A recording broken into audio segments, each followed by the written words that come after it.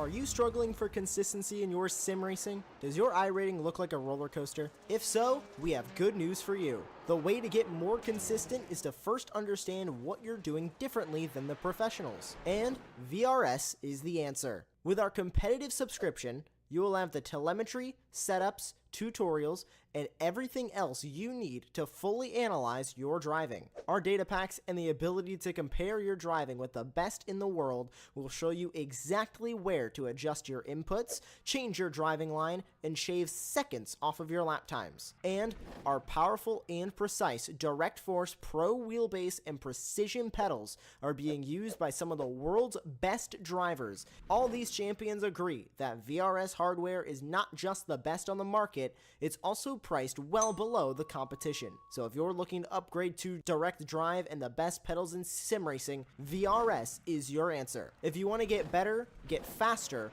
and make it happen sooner rather than later, you owe it to yourself to find out why so many people are switching to VRS. You'll be so glad that you did. Visit www.virtualracingschool.com and learn why the best use VRS.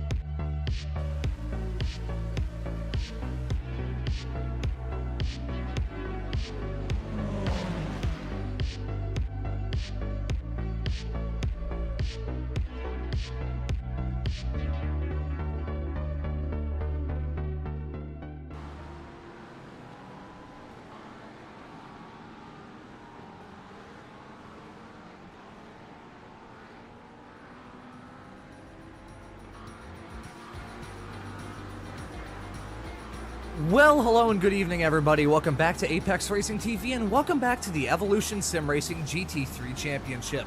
This is round number 3 of the season, coming to you tonight from Circuit de Barcelona, Catalunya.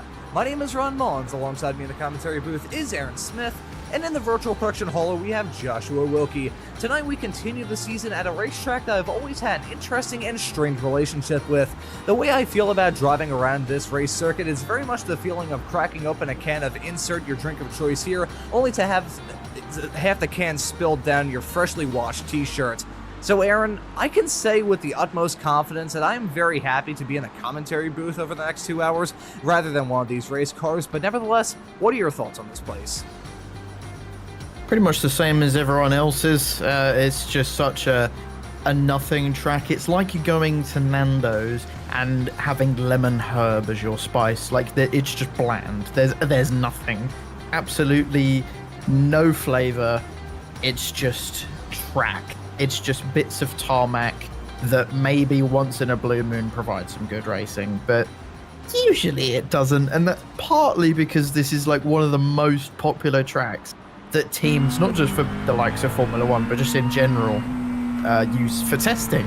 Because it kind of has everything. It has fairly long straights, it has low speed corners, medium and high speed corners, so it's just a good base for testing, and people seem to be testing out the wet line here at the moment, as there's some people definitely struggling in this practice session. But I've never really met anyone that's enjoyed this track. We were talking about it just before we went live. Even some of the Spanish Formula 1 drivers, I'm pretty sure Fernando Alonso was happier to win in Valencia in 2012 than he was to win in Catalonia, what was it, 2 or 3 times? Which it says a lot. This track is just mid. It's just mid. It's not horrible, but it's just a bit boring.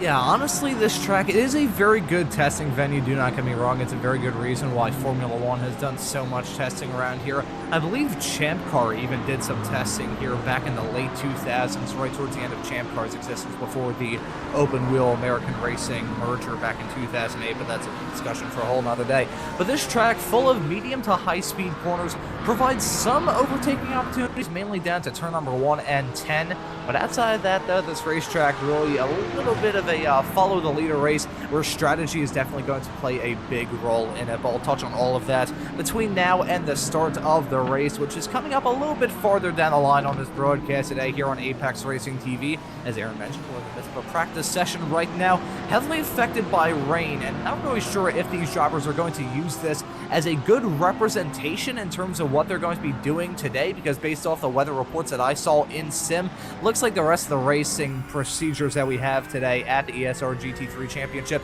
going to be run under dry conditions around this racetrack. But this practice session giving a little bit of an opportunity for these drivers to get their sea legs under them in the wet weather conditions, which is something we may see a little bit farther down the line this season. Remember, we have the 1 hour format today as well, compared to the 30-minute sprints that we had last weekend. And it just means that drivers will have one opportunity, one big race to make the most of their situation. And if the weather carries on like this, it should be one of the more entertaining races that we're going to have this season, at least on a strategic point of view. And well, I wonder how tyres might come into this as well if it does carry on raining. And well, the fuel's obviously going to be a huge talking point, as it has been since the first round. We had at Le Mans a very, very differing strategy throughout the entire field, and I'm expecting more or less the same today. Of course, a much shorter track than Le Mans, but kind of similar in a lot of ways, whereas Le Mans can also be used for testing purposes, as it kind of has a bit of everything as well.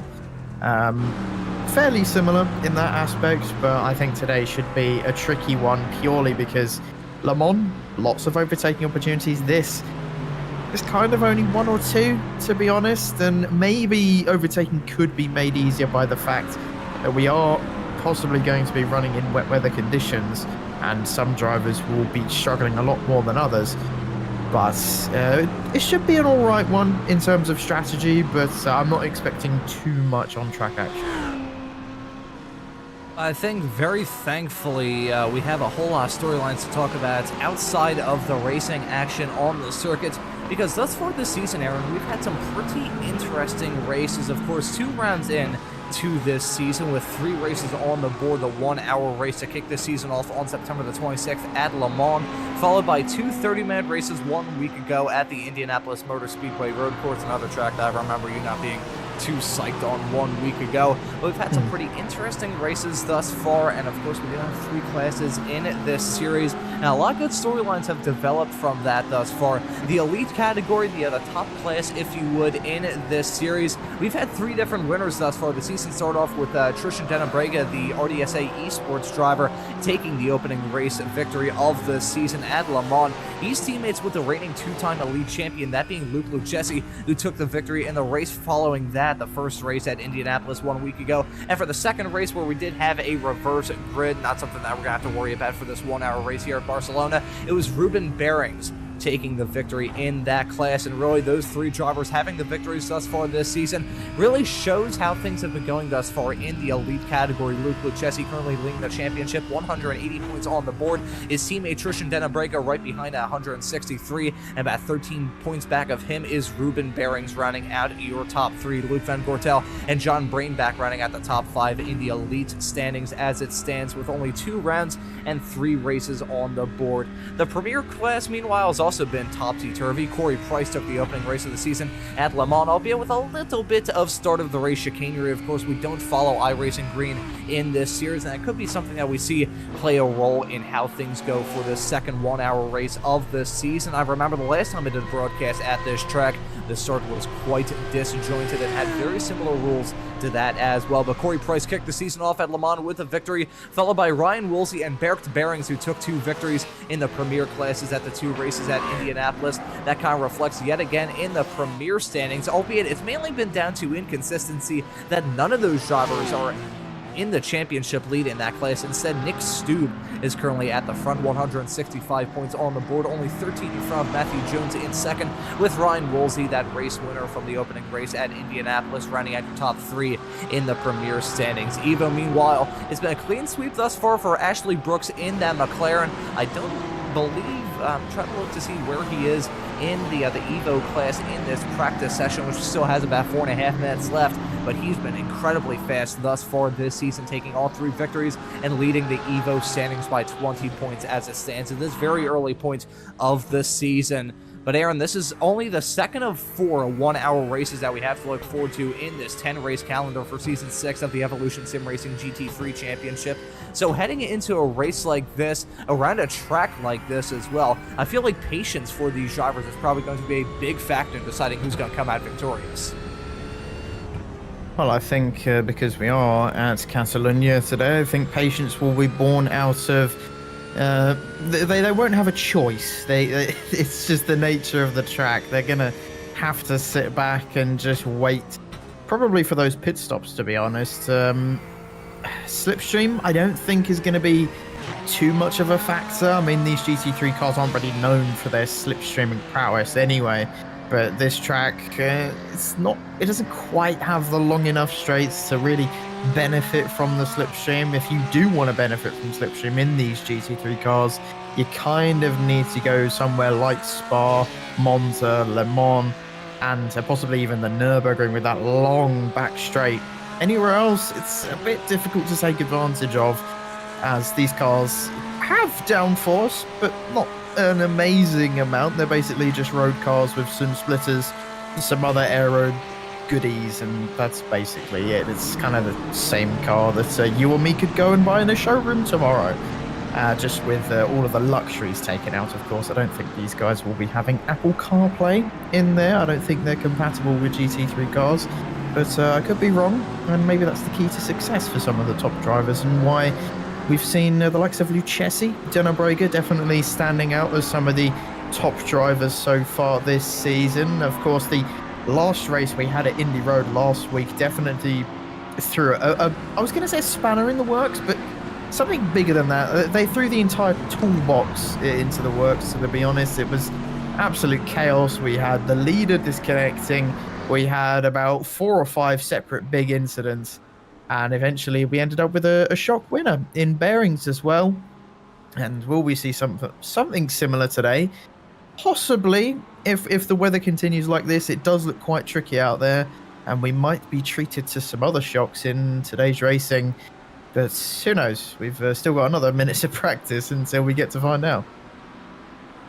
Yeah, that's a pretty good point that you bring up in reference to how things went last week at Indianapolis. It's a pretty good story for the second race, with Ruben Behrens and Berks Behrens winning in the Elite and Premier category, respectively. We actually got some clarification before that broadcast ended about the fact that they're brothers. So that is a nice little storyline heading throughout the rest of this season. Brothers running in this series, racing in 2 different classes, trying to contend for championships and being in a pretty good spot to do it. Ruben Behrens slotted in 3rd, as I said earlier on, with Berks Behrens a little bit farther down in the Premier standings. He's currently slotted 6th. Lots of the drivers in the Premier category have had a pretty topsy-turvy season thus far. They've got to look to continue those storylines throughout the rest of this season.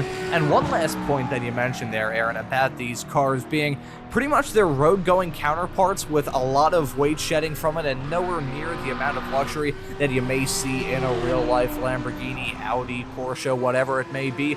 Gotta say, I think one driver that's very happy about that would possibly be this man who we're following right now. This is James Hallworth in the DXT Magenta car, driving a BMW. He's very thankful that he won't have to pay about 16 pounds for the added heated seat option every single time he wants to use it. That's a worn out joke. I apologize for that, but nevertheless, coming to the end of this practice session, you can see these drivers still getting a little bit more racy. However, I have a very strong feeling that this may be the end of the rain here for this race meeting. Looking at the iRacing weather as it stands currently about 2:45 in sim with a 100% chance of rain. However, the track is very much going to dry up. However, with winds very, very slow, it goes down all the way to coming out of the southeast at about 1 mile an hour. I think it may actually be a little bit of a sticking point for some of these drivers come time for the qualifying session that we have coming up in the not-too-distant future. 15 minutes long that qualifying session is, with 4 laps by themselves to try and get the job done. And Aaron, as you just said, that qualifying session looking to start right about now. The checker flag out in this practice session. Looks like Bergt Bering's going to be the top driver in the elite category, and you can see the rest of the standings there. But nevertheless, getting ready to get things ready to rock and roll from this qualifying session around a racetrack which is usually pretty tricky, but as we switch over to qualifying, the track is still wet. You can see that rain is still coming down, so this is going to throw a big wrench in the works for the plans that these drivers had in their qualifying session. Genuinely don't think I've commentated over a race that's been wet yet, so this is a first for me, popping my wet weather commentating. Yeah, exactly. popping the cherry. And well, this should be good. Boy, I think this qualifying. I'm not sure if we could get away with saying that here on Apex Racing TV. Well, but Aaron, I will share a good rain race story, and our producer Josh can back this up because he was actually a driver in that race. There was a wet weather race that I saw this past weekend on iRacing, which ended up having only 6 of the 17 cars that started to actually see the checkered flag. It was a rain race with Formula Fords at Cadwell Park, and I'm hoping that we don't have nearly as bad of rain as we saw there, because the track was really a slick track for that race. Still, it's going to be fun. I think you're really much going to enjoy commentating a wet weather race. Can't say the same about the graphics card on your PC, though. Well, I think it'll be fine. I mean, I've never had the awful issues that some people have had with wet weather on iRacing. I've been very lucky in that fact. So I should be able to enjoy this fully without any stuttering or issues. I haven't so far, which is a good sign. But just going to the point you were making earlier about BMWs and their unique ways of adding optional extras to their cars nowadays. I'm very lucky that I own an older BMW and I don't have to deal with that. I know someone, though, who does have to deal with that. And trust me, genuinely, the fact that they're considering what did they say a few months ago? That they're considering adding a subscription service for aircon. Why? I don't understand how they can get away with things like this. But it's BMW. They've been doing it for years. They're kind of the Apple of the car world. They'll stick a badge on anything and people will end up buying it. So, I mean, people were calling the BMWs in the early 2000s ugly. Have they seen the BMWs nowadays? Jesus, honestly. I mean, the M4 that we have today looks okay. It's just fat. But apart from that, some of their modern cars have... I wouldn't go out and buy them, especially the ones that weigh 2.5 tons. But I don't imagine this Porsche weighs 2.5 tons. As we head down into turn 1 for the first time in this qualifying session, of course, braking slightly offline, and then you have to cross over back onto the racing line, and you can see just how much that's washing him out wide. Sticking to the inside for now, then drifting to the outside. And this is the tricky thing about whether you've just got to find where the grip is. And I imagine these first few laps could be just trying to find where that line is on these qualifying laps. As you know, some of them could have been practicing the race laps and trying to get used to that. But a qualifying lap in wet weather is a lot more different. You do not want to be driving or braking on that normal racing line, as you will go straight into the gravel. And now as we come towards the middle part of the lap, it's a bit more tricky to go on the outside line here. As you can see just how tricky that is at turn 8. That's probably going to be the most difficult corner in the wet, as it's very unpredictable through there. Now through the fast turn 9, a little bit sketchy coming out of it as we now head down to turn 10. Probably one of the better overtaking opportunities on the track. Should be an alright corner, got plenty of room on the outside, has to slow it right down on the apex of the corner. Into first gear he goes, bit late there, washing out wide, less than ideal line through here, but I imagine that Behrings is just trying to get his bearings around this wet Catalonia circuit. Now into the last few corners, should be fairly simple, just has to baby the throttle through these last few corners, and now onto the main straight.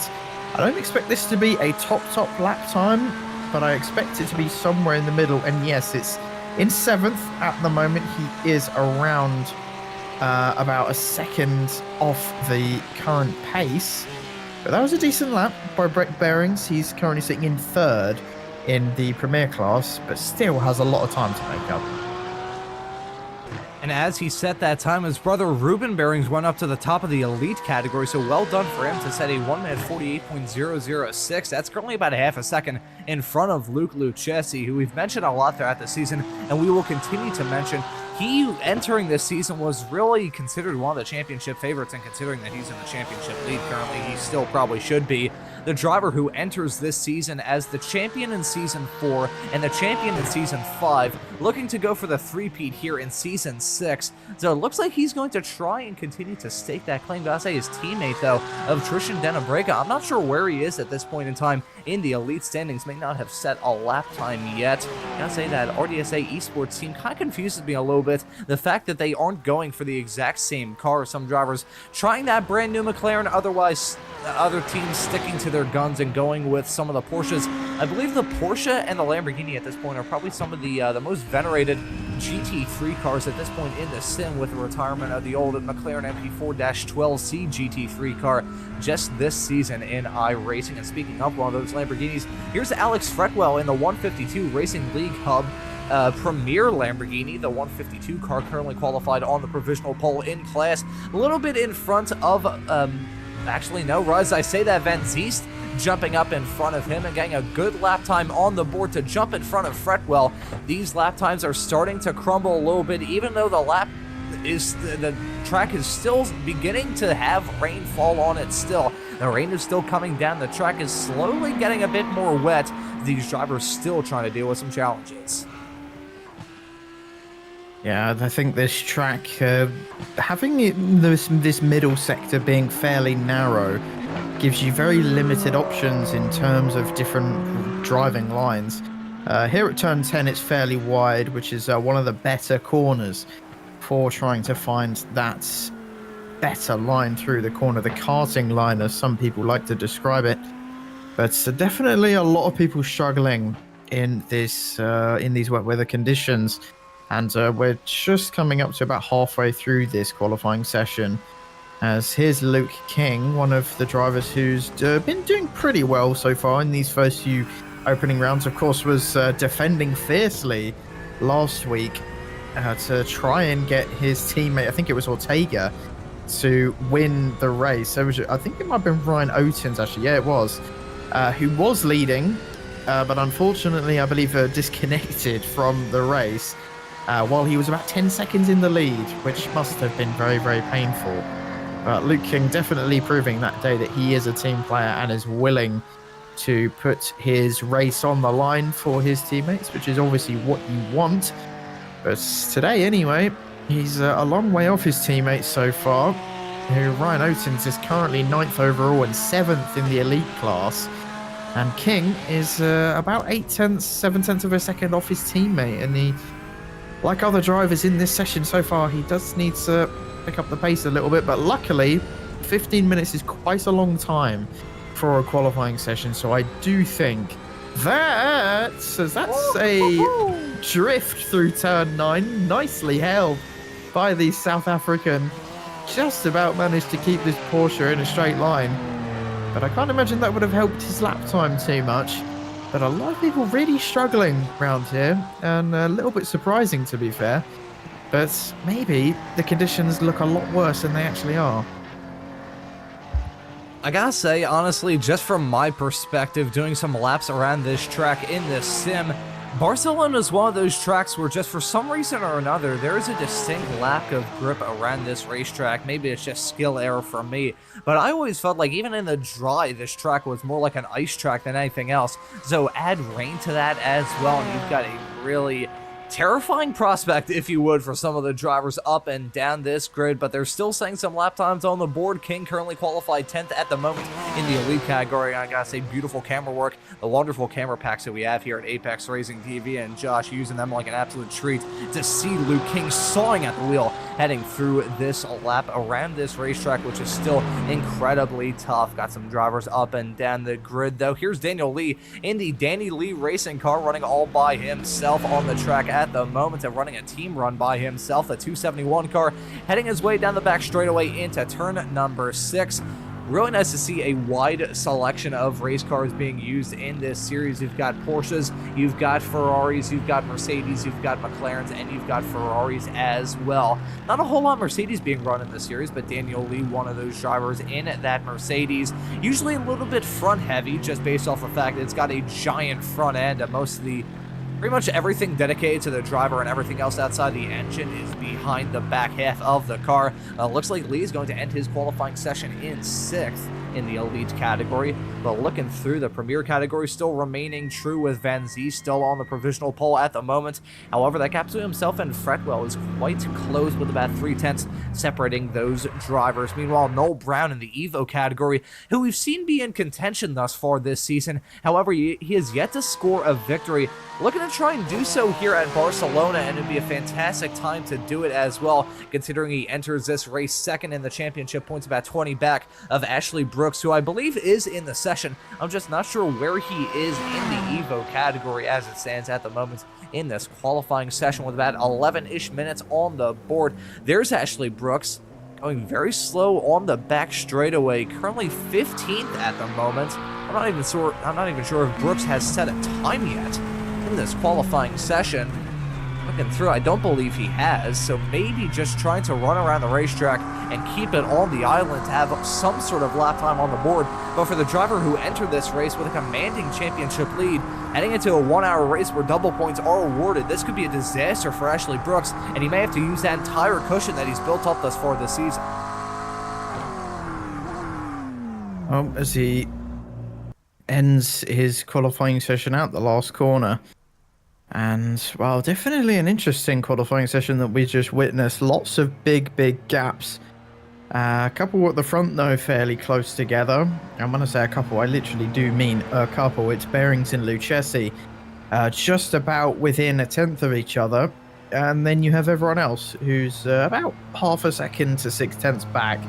So I expect those two to romp away with it at the front. Perhaps the win from last week for Bearings maybe giving him a bit of boost in morale and momentum heading into this race, as everyone else just slowly struggles around this Catalunya circuit in these appalling conditions. I say appalling. They don't look horrible visibly, but I imagine, judging by the way we've got on board with some of these drivers, they feel pretty terrible. As well, can these Michelins withstand this amount of water? Doesn't look like most of them can. Half of these drivers drifting their way through these corners, as we're on board with Alex Fretwell, as he probably is going to drift his way through turn 9, like we've seen time and time again. Actually manages to keep it relatively in a straight line. And I was just thinking this as well, because as one's mind wanders, why do most modern cars not have their windscreen wiper in the center like most of these race cars do? I was just wondering about that, because to me it makes sense. It clears all of the view that you want to see in front of you, whereas most windscreen wipers nowadays in modern cars just kind of leave this little film on the edge of each part of the windscreen. It's very silly, but, well, Alex clearly being able to see where he's going. Where's he going to put his Lamborghini? And still in second place. Don't think he managed to improve on that lap time. Yeah, he was, oh god, he was nearly 2 seconds slower. I think he'll definitely want to forget about that lap time. And I think the session could possibly have been getting wet as it went on, as the lap times definitely slowly were getting worse and worse. For a lot of other people, maybe they were just pushing a bit too hard, but, well, I believe that's most of the grid done, and there's just a couple of other drivers just poodling around at the back. Oh dear. And the rain is still coming down here at Circuit de Barcelona, Catalunya, which is definitely going to throw a wrench in the works for these drivers it has in the qualifying session. But my real question is about the race and the timeline of events that we have here in this sim. Gotta say, in sim time, there's about an hour-and-a-half break between the start of qualifying and the start of the race session in sim. And the light rain is meant to end a couple of, probably about like half an hour after the end of this qualifying session, in sim time that is, so we'll be able to jump immediately into the race session to see exactly how the track is going to be. Both light winds, I have a feeling that this track, it's definitely going to be green for sure. There is no rubber buildup around this racetrack, even with some drivers having a couple of spins here and there. So I'm really curious how this track is going to be come time for the race session, which is about to get started in just a couple of moments time. The checkered flag is out in this 15-minute long qualifying session, and we're going to take a look to see. Ooh, that track still looks wet. Yeah, this is the race session, folks. The sun is coming down. The weather made its mark, and so as a result, we're going to have a damp track to get this 1 hour race ready to rock and roll. Going to throw even more of a wrench into the works for these drivers when it comes time for talking about their strategies. But nevertheless, here's time to talk about the starting grid, and it's going to be Ruben Behrings grabbing the pole. Luke Lucchesi going to join him on the front row. Stefano Gattuso going to be starting this race in third. Tom Weston in fourth. Luke Van Gortel in P5. Victor Van Zies going to be the highest starting premier driver in sixth overall. John Brainback going to be starting this race in seventh for the barbecue bread racing car. Next to Daniel Lee in P8, and rounding out your top 10 is going to be Alex Fretwell, the premier driver, and Tristan Denabrega not having a good qualifying session for the driver who already has a win this season and is involved in championship contention. He will round out your overall top 10. Chris Jennings going to be starting at 11th. Beric de Bering's going to be starting in 12th. Ryan Odens in 13th. Robin Noel Brown, the highest qualifying Evo driver, looking to make a big statement in that Evo championship, going to be starting in 14th overall. Stephen Donnelly, the Irishman, going to be starting in 15th in the 130 car. Next to Marcel Brainback in the 102, and rounding out your top 20, it's going to be Matt Hoyland, Luke King, the South African, Jeffrey Damon in 19th, and Matthew Jones going to round out your top 20. I protest. I'm doing more announcing than you are. I've got another 30 drivers to go. Joe Sparza then. No, it's fine. I can do this. It's Joe Sparza, 21st place. See, look, watch. Malcolm Coates, 22nd. Andrew Fairley, 23rd place. Dean Powell in 24th. And then your 26 other drivers on the rest of the grid. Starting in 25th is Corey Maxim. 26th is Danny Weir. 27th is De Vries. 28th is Thomas Pugh. 29th is John McLaughlin. 30th is Nick Stube. 31st is Robin Aston. 32nd is John Ludbrook. 33rd is Martin Koch. 34th is Sarek Slesser.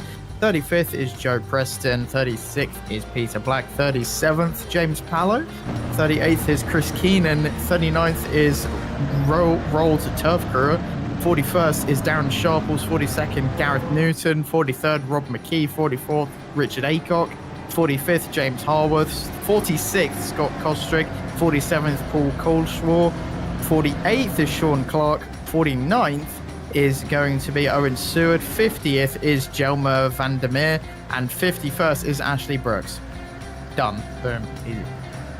There we go. God bless America or the UK or Canada. Got a multinational broadcast, a multinational field ready to get things up and rolling for the third race of this season. Got 51 cars bracing themselves for what's going to be a very intriguing next hour of racing action. The pace cars made that run to come down pit lane. The field is going to be in the hands of our front row sitters. They can't go on the green in sim. They have to go once they hit the line, but it looks like everyone's choosing to ignore that as the green flag's down. The drivers are on their way, and they got a very long run down into turn number one. One of the longest on the F1 calendar, one of the longest in this calendar as well. But heading down into turn number one, pretty good start for a lot of the drivers up towards the front, but this is a challenging pot. Big contact heading through turns number one and two. These drivers already treating their GT3 cars like they're bumper cars, heading through the first chicane to begin this race, but as you can see, the field dancing their way around this racetrack. It's like they're walking on eggshells more than anything else, but at the front, it's still Ruben Behrings leading over Tom Weston, who had a brilliant start,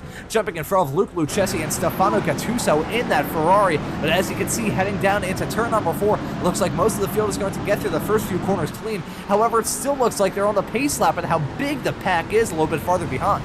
Oh, there, that's a big one into the wall. And he's going to reverse back onto the track. Everyone needs to avoid this one. Very good avoidance by everyone to see that one coming. And now Marcel needs to be careful rejoining the track, and I think everyone has okay. And I'm genuinely in shock. Everyone managed to mostly. Oh no! He had one job. He had one job. Is that Brooks? I think that may be Ashley Brooks that just T-boned into the side of him. Ashley Brooks, disaster for him. That is going to be a big game changer for the driver who entered this race with such a dominant season thus far in the Evo category. Things falling apart here early on into the 1 hour race at Circuit de Barcelona, Catalonia. Looking at some side-by-side fighting a little bit farther up towards the front. Riding on board, there's a fantastic view. Riding on board with Tristan Denabrego's had a brilliant start. He's already made his way up 5 spots after starting in 10th. He's got a hell of a fight on his hands with himself, Danny Lee, and I believe Stefano Gattuso in that number 239 Ferrari. These drivers line astern, heading their way around the final corner, and I gotta say, it's been a terrible run in the past few moments for the driver that had such a good start into this race. Luke Lucchesi and Stefano Gattuso have now been able to reclaim their starting spots, but riding on board with Denabreга in that RDSA Esports McLaren, getting a fantastic view of that side-by-side fight nearly involving Danny Lee and Stefano Gattuso heading down into turn number 1. As much as we said, Aaron, that's a good overtaking opportunity in these wet conditions, only 1 lap into an hour-long race. I feel like just trying to go for a move at this point is you're just setting yourself up for absolute disaster, as we're going to take a look at the disaster involving Brainback and Ashley Brooks. Yeah, he had one job. He had managed to avoid every single car that came through, and then the one of 2 cars that he had to navigate, unfortunately, he made contact with, and that's probably going to be a slam dunk penalty for Brainback, as that was a bit silly, and I can imagine Ashley Brooks is probably fuming at that as well, as there goes Denabreга trying to go up the inside, as Denabrega has got past Lee, as you can see, within the last few corners. Denabrega now trying to make even more progress, eyeing up the back of that Ferrari 296, and looks to be very, very racy indeed. Perhaps just had a really, really poor qualifying, and that's Luke Van Gorsel down at turn 8, one of the more tricky corners that we were talking about during the qualifying session, and he's going to fall all the way back. And he's now 15th and 33rd in class. 33rd overall, sorry.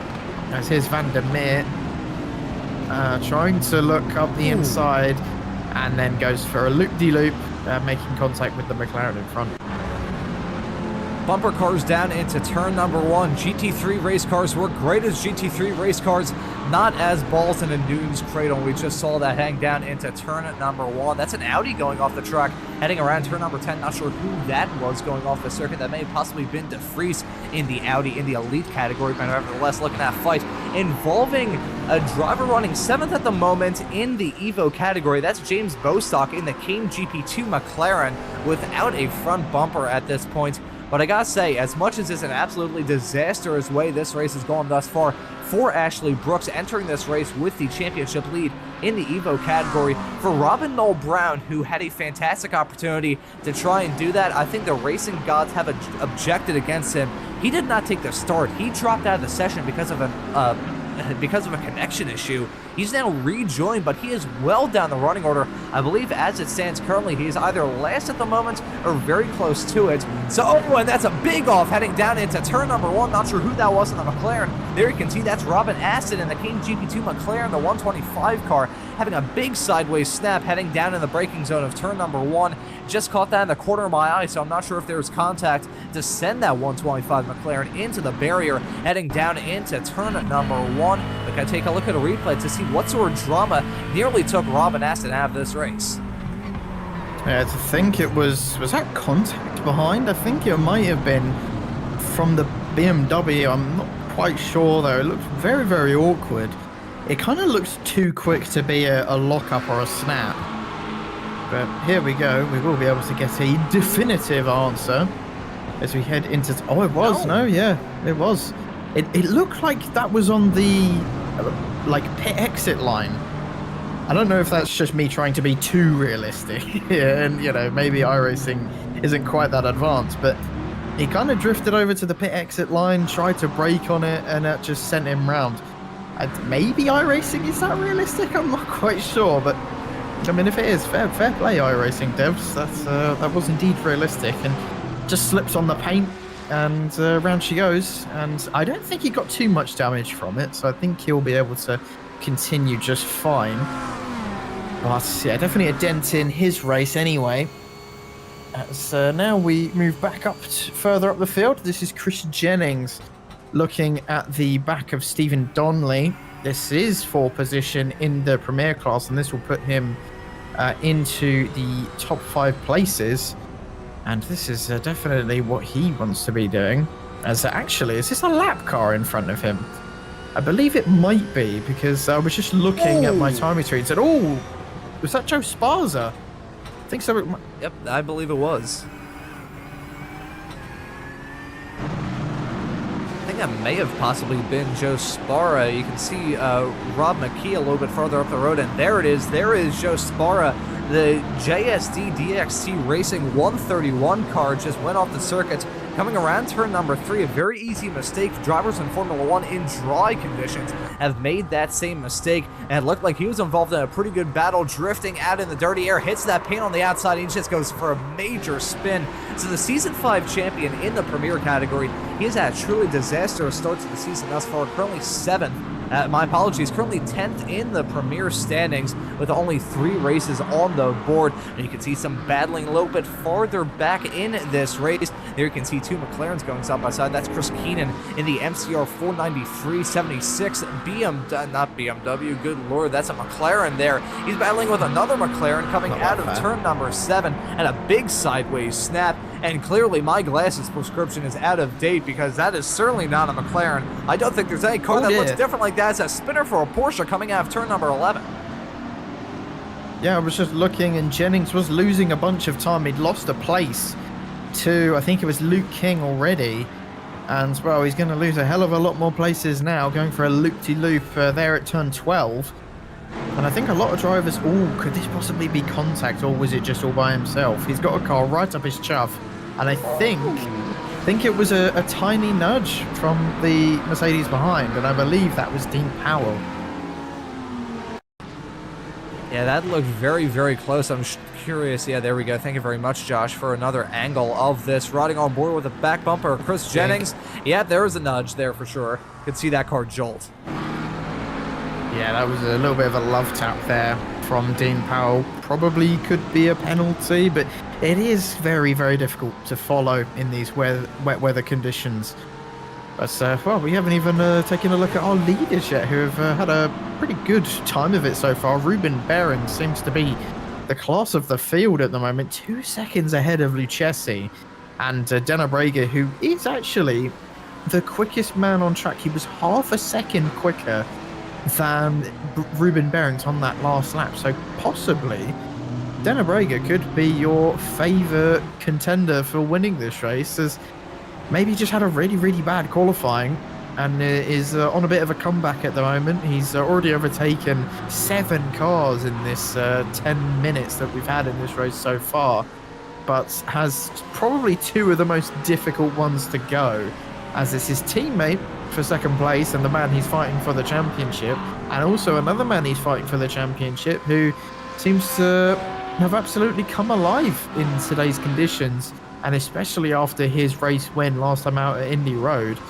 So the top 3, it's definitely going to be in contention between these 3. I think everyone else might have to, you know, pray to the iRacing gods that something might happen, as well, I mean, we saw in that qualifying session just how rapid Behrens and Lucchesi were compared to the rest of the field. But Denner Brager, again, another fastest lap, 0.3 of a second quicker than the 2 guys in front of him.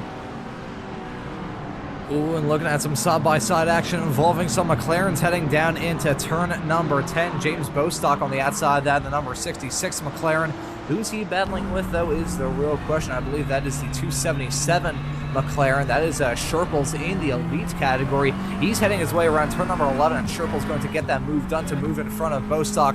That's not a battle in class, folks. That is a battle for the overall positions, which are still very important come time for this race, and considering we're only 10, nearly 11 minutes into this 1 hour affair here, trying to make any sort of time out on the racetrack is very important, as Sherples just ran wide coming out of the final corner and nearly went off the circuit. That's the thing with this racetrack, especially in conditions like these. The racetrack is still a little bit damp. You can see the rooster tails coming off the back of these race cars. Lots of drivers already running into some difficulties, but Darren Sherples can definitely attest to the fact that if you hit the paint in one of these race cars at this stage, they are basically going to take a one-way trip into the barrier. Look at some fighting here involving Paul Collishaw. Going to touch back on that point involving the elite category, as a driver, Thomas Pugh, has an off-track moment, maybe a slowdown coming out of turn number 7. That's going to drop him down the running order quite a lot. But talking about the drivers that are running top 5 at the moment in the elite category, lots of them are some pretty heavy hitters. More on that in just a little bit. To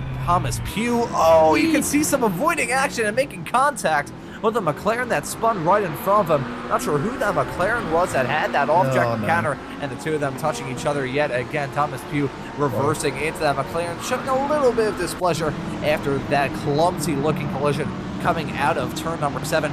That definitely affected Pugh's race quite badly, but I gotta say, credit where credit due to the iRacing gods. They must have felt some pity for him, because it looked like Pugh's front bumper popped off. I was fully expecting it to appear for sale on eBay, but that's not the case, as it's still in the front of that Axis SimSports 217 Porsche. Not a good lord, the 216 McLaren. What is it with me calling everything that's a McLaren everything that isn't a McLaren today? I do not know what's wrong with my brain, folks. The only one I can understand you getting it mixed up with is the Ferrari, as that's a Porsche going the not ideal line through turn 1, as he's just lost many places, but that could be a back marker, and I believe it is. The 14 there seems to be really struggling, and yeah, it is. It's John Ludbrook. So just getting out of the way nicely instead of getting in everyone's way. But that is a BMW going off the track and coming back on.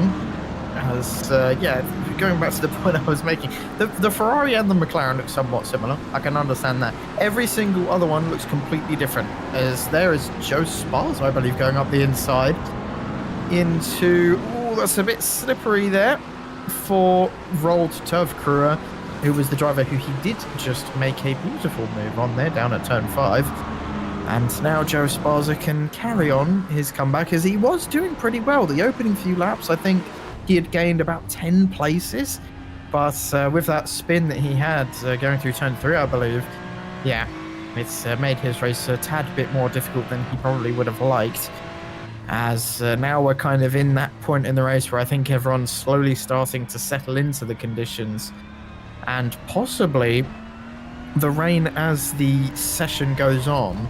We might get to the point at the end of the race, or maybe we might get to the point at the pit stops where drivers might start considering dries, possibly. It could be a possibility, and that would really shake up the pack. Yeah, honestly, Aaron, I certainly would not rule that out at all. There's no rain at the moment. Most of the water on these drivers' windscreen is just from the spray coming off the cars right in front of them. But at this point in time, the track is slowly but surely drying off. Looking at John McClune trying to get a move done in that Porsche San Diego 292 car, heading down the inside into turn number 1. That's a move on the number 20 car, and he gets it done. So well done to him, getting a move done in fairly convincing fashion, heading down into turn number 1. That was roll-off turf gruelier that he was overtaking. That was sounded like I was suffering a very bad medical event as I was trying to pronounce that name, but nevertheless, pretty textbook move heading down into turn number 1, with these drivers starting to feel a little bit more racy as the track begins to dry. Looking at a move that Luke Van Gortel trying to get a move done down the inside, the 216 McLaren, as a Lamborghini goes off the track a little bit farther up the road, coming around turn number 4, nearly 3 wide, heading down into turn number 5. These drivers starting to feel a lot more racy. That was Paul Collishaw in that Suma GP2 Lamborghini, having that off-track excursion heading down into turn number 4. That's Repsol. That's a very tricky corner to try and get right, but look at this side-by-side. Luke Van Gortel trying to stick it down the inside into turn number 7, not successful. That attempted overtake, but again, Van Gortel feeling really, really racy at this point, and it looks like it's still not over yet. And as he and Coleshaw going to be side by side coming down the back straightaway down into turn number 10, looks like Luke Van Gortel going to get that move done in convincing fashion on the 299 Lamborghini that had that off-track excursion earlier on in the lap. Going to be riding on board with Paul Coleshaw to see exactly what went wrong for him heading down into the corner. Maybe getting caught in the red mist. Yeah, you can see him overshooting that corner by a country mile. Very lucky that iRacing reworked the gravel physics about a year and a half ago. Otherwise, he probably would have taken a one-way trip into the outside tire barrier. But a big moment for Coleshaw, and it created a whole bunch of panic in that mid-pack. It looks like he has another off-track encounter coming out of turn number 13. I'm not sure if the broadcast picked that up or is my camera's playing rogue on me, but nevertheless, nearly had an off-track encounter coming out of turn number 13 a couple of moments ago. But getting back to the discussion of weather and track conditions, Aaron. Oh, never mind. It's Rob McKee in the DTX Cyan, number 17 McLaren, getting a move done, hang down into turn number 1 with possibly the most disturbing photo that I've ever seen in my time broadcasting here on Apex Racing TV. That is going to give me nightmares. I'm pretty sure my sleep paralysis demon in middle school looked very similar to that, but he's got a fight on his hands with a 226 Porsche heading down the inside, heading down into turn number 4. Some bold and audacious stuff from all of these drivers. They are feeling even more racy with every passing moment. That car that is going side by side with is Luke Van Gortel. So Gortel having a fantastic turn of pace in the past few moments and dicing it with a whole bunch of cars, as it looks like Gortel got that move done. I absolutely love the livery that Rob McKee is running as well. If some of you can't see it, it's Jeremy Clarkson's Hawkston Lager that he's spiriting on that McLaren, and with a big picture of Jeremy on the side holding up a pint of beer. So I very much approve of that. But here is Van Gortel just showing how easy it is for him, as he's another driver in our field today that's had a bit of a poor start but is just cutting their way through the field, and he looks mega quick. And if he carries on this type of progression, it could actually be quite a good day for Van Gortel, as he's currently 25th overall. I think he was 33rd at one point. So he's up for some decent progress so far, and genuinely could end up in the top 10, as some drivers already choosing to come into the pits, some possibly, and well, that's not how you come into your pit box, is it, Sarek Deslesser? As maybe some people thinking it's time for dries and coming in for their fuel stops and for some fresh dry tires.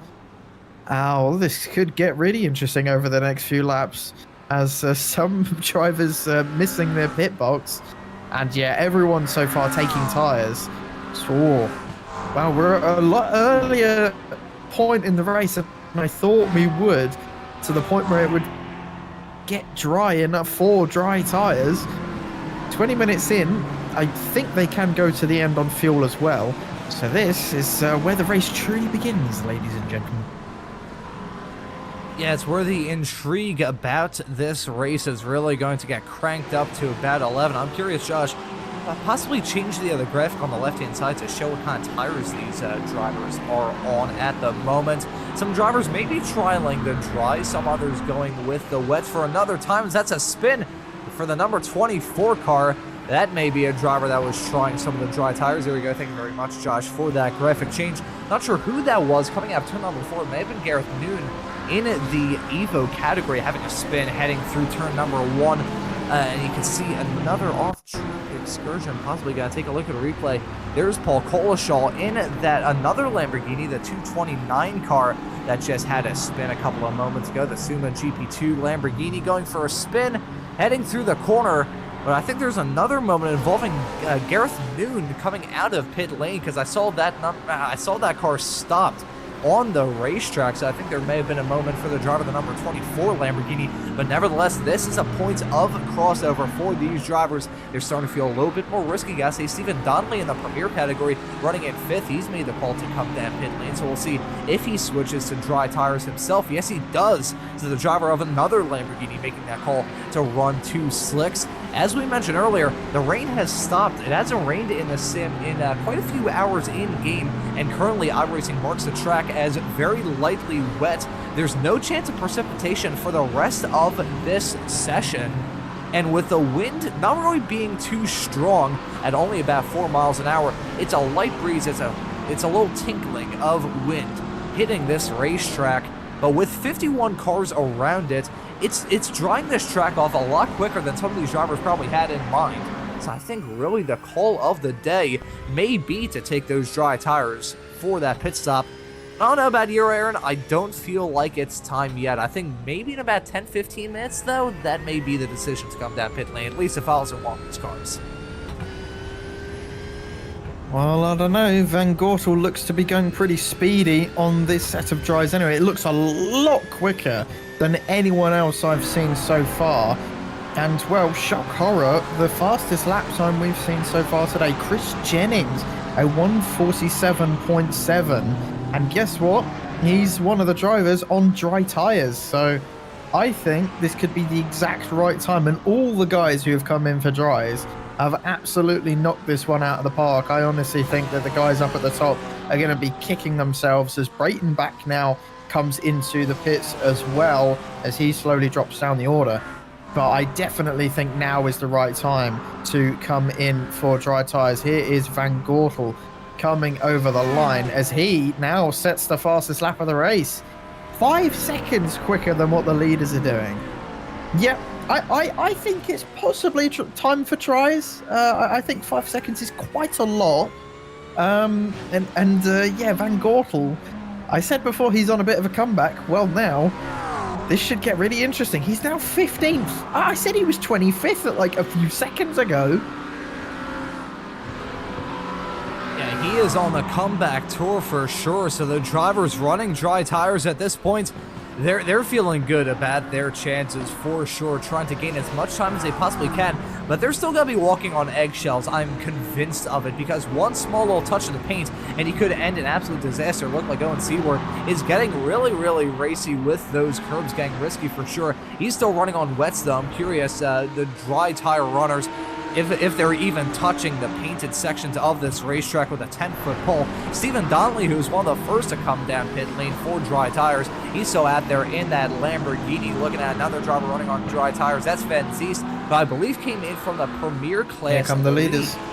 So Victor Van Ziest, one of the first class leaders to make that decision. And as you just said, Aaron, Bearings, Dena Brega, Lucchesi, Lee, and Gattuso, all the drivers running in the top 5 at the moment in the elite category, all coming in at exactly the same time. So this is going to be the money stop for all of these drivers in this 1-hour race today. 23 minutes on the board with 60 for these drivers to try and tackle, but they need to try and hit their marks as best as they can. We saw some of the first drivers that made that decision to come into the pits that a small low overshoot could really wreck your chances, but these drivers hoping to hit their marks absolutely beautifully and go out and away as quickly as possible. Look at that, Van Gortel going to be taking the lead in convincing fashion, but of the drivers to come out, Ruben Bearings is going to be the one leading that pack, but Van Gortel having a fantastic jump on all of those drivers. Luke Lucchesi, meanwhile, he's still stopped in his box while he's still in pit lane. That was a terrible run for Lucchesi because he's going to be exiting out P7 in the elite category. So Lucchesi, who entered this race with the championship lead, definitely on the back burner when it comes time for the final 35 minutes of this race. Yeah, he's had an absolute mare in the pits, and he's got a lot of work to do in the rest of this race. But Van Gortel then, we kind of get the bigger picture of his race. He started on the dry tyres, and well, that's why we saw him really, really struggling at the start of this race. Oh, that's a big one into turn 1. That looked like that was on the paint as well. That was one of the Porsches. I didn't quite manage to get a snap of who that was, but that was a huge one into turn 1. And well, whoever that was, I think it might be Joe Preston, potentially. I'm just trying to get a view of who on earth just plowed their way into turn 1. That was a huge impact. But yeah, but now we kind of understand what has happened, as Bearings has possibly made a mistake as he's falling down the order as well. Your race leader, well, was race leader Bearings, and that he's missing his rear spoiler, he's had a big one. And that's huge I can't even speak. That's huge ramifications for the championship as well. And that's going to dent Ruben Bering's. Oh, that's a huge, huge blow. It looks like it was down into turn 10. That's a very awkward corner. Oh, he got on the curb. Oh, that's a biggie. Ooh. And like you said, he's lucky the gravel fits exchanged last year. Otherwise, that could have been...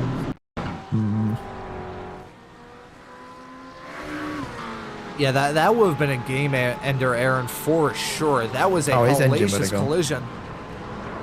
Oh, boy. And there he could see he was still carrying a hell of a lot of speed heading down into that outside wall on the outskirts of turn 10. Yes, he is. So another off-track excursion. Be careful on the rejoin there, Ruben. Nearly getting T-boned with some oncoming traffic. You see another car damage in this pack right now. And look at John McClune in that Porsche San Diego 272 car. 292 car, my apologies. Good Lord, the numbers really throwing me for a loop today. He's running 7th at this point in the elite category. Still running out there on wets. So that could be the reason why he's running a little bit higher up than the last time that we saw him. But he is definitely struggling for sure. But the drivers running on drives are struggling as well. This is that kind of midpoint. And honestly, Aaron, to invoke a little bit of F1 history, because I know you're a big fan of F1 history, it reminds me of the 2015 US Grand Prix where the drivers pretty much had to run on intermediates throughout the whole race.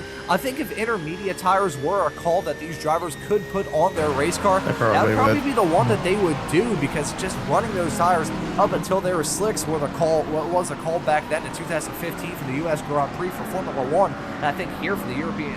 for the Evolution Sim Racing GT3 Championship, my apologies, here at a European track of Circuit de Barcelona, Catalunya, that would probably be the call to make if I were one of the drivers behind the wheel, because as much as the dry runners are getting a whole lot of good lap times in those dry tires, when they go off the track, they go off in a race-ending fashion.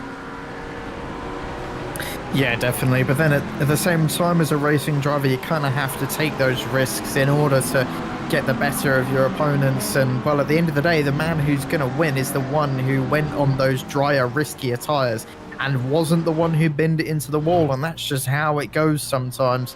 And well, if we had a choice of different compounds as well, it would probably be everyone on the softs, as much grip as humanly possible, as I think the last runners who haven't come into pit yet are now coming in, as this is Malcolm Coates and Jeffrey Darman as well coming in for their pit stops. I'm surprised that Bearings hasn't come in for a pit stop yet, as his car is massively damaged, and I think he's just had yet another off.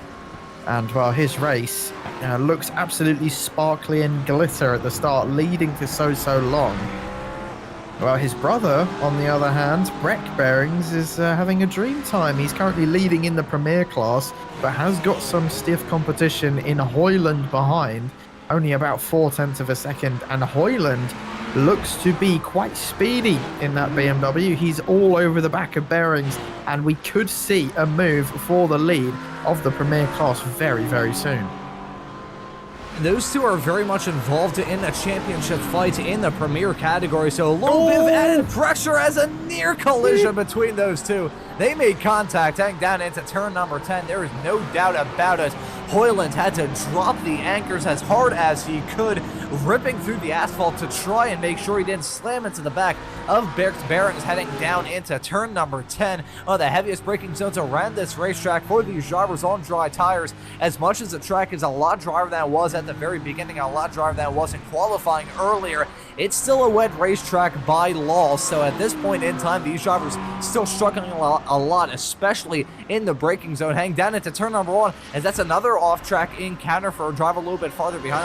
That I believe maybe Ruben Bearings that just went off the track heading through turn number 13. So another off-track encounter for the driver who's having such a fantastic race in the elite category. His race has entirely fallen apart. He had a 5-second lead at one point in the elite category, I believe. So his race has gone from smelling like a rose to smelling like a bucket full of cow dung. But at this point in time, these drivers still battling hard, looking at a fight involving King and McClune, who's still out there on wet tires.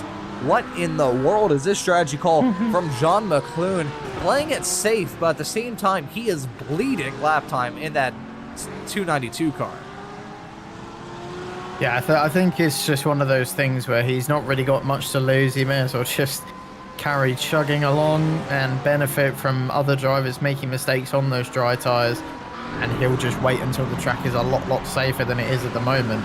As you can see, that kind of inside line into most corners, at the beginning of it anyway, it's a lot wetter, and well, you do not want to be going on the offline at the moment, because you will just hydroplane off into the wall, and that will be the end of that. We've seen some of the top drivers today, like Ruben Behrens, do it, and of course he's now down and out of it pretty much.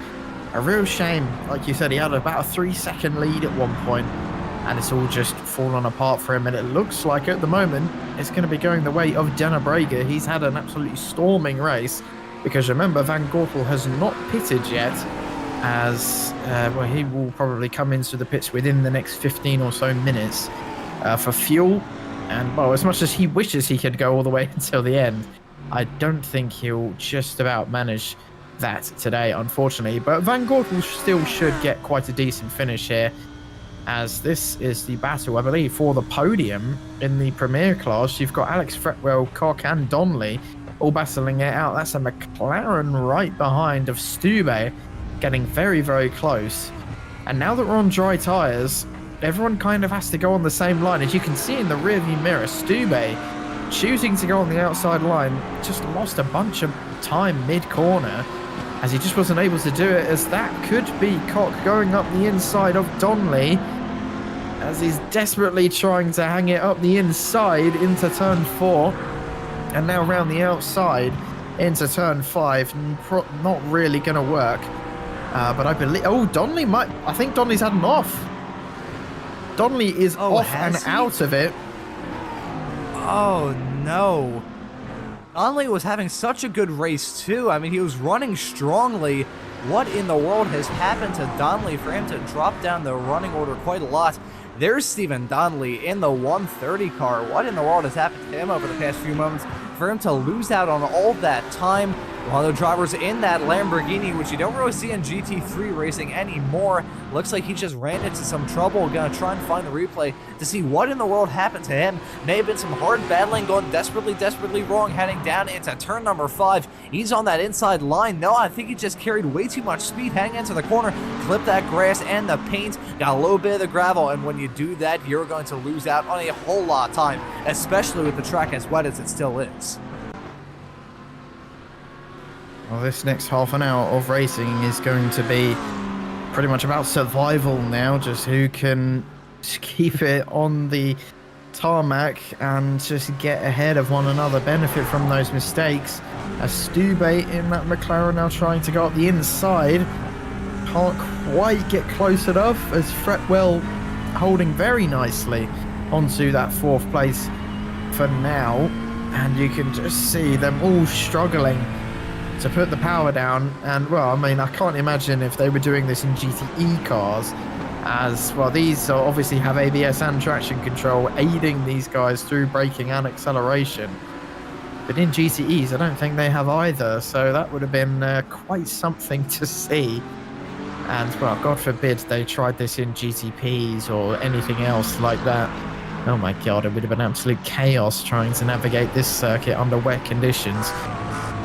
And, well, it's just going to be who can finish where. Can you keep it on the road? Less mistakes. As Van Gortel, I think, at the front is just taking it easy. He doesn't really need to push that hard. His strategy has somewhat worked. I think had he maybe done a little bit better at the start, kept it on the road, it would have put him in an even better position.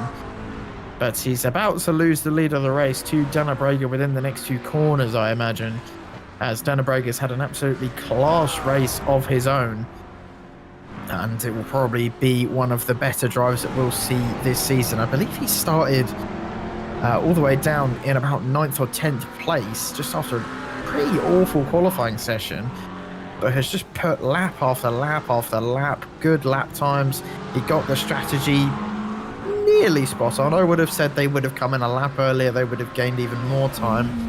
But he just looks calm and consistent. He looks like someone who's going to absolutely win this race in dominant fashion if he can keep it on the road and if he can get past Van Gortel nice and cleanly, which it looks like he's about to do. Oh, here we go. Tristan Dennebrega trying to battle hard, heading down into turn number 10. It's about less leg breakers between these two, deciding the victory in the elite category here from round number 3 of the Evolution Sim Racing GT3 Championship.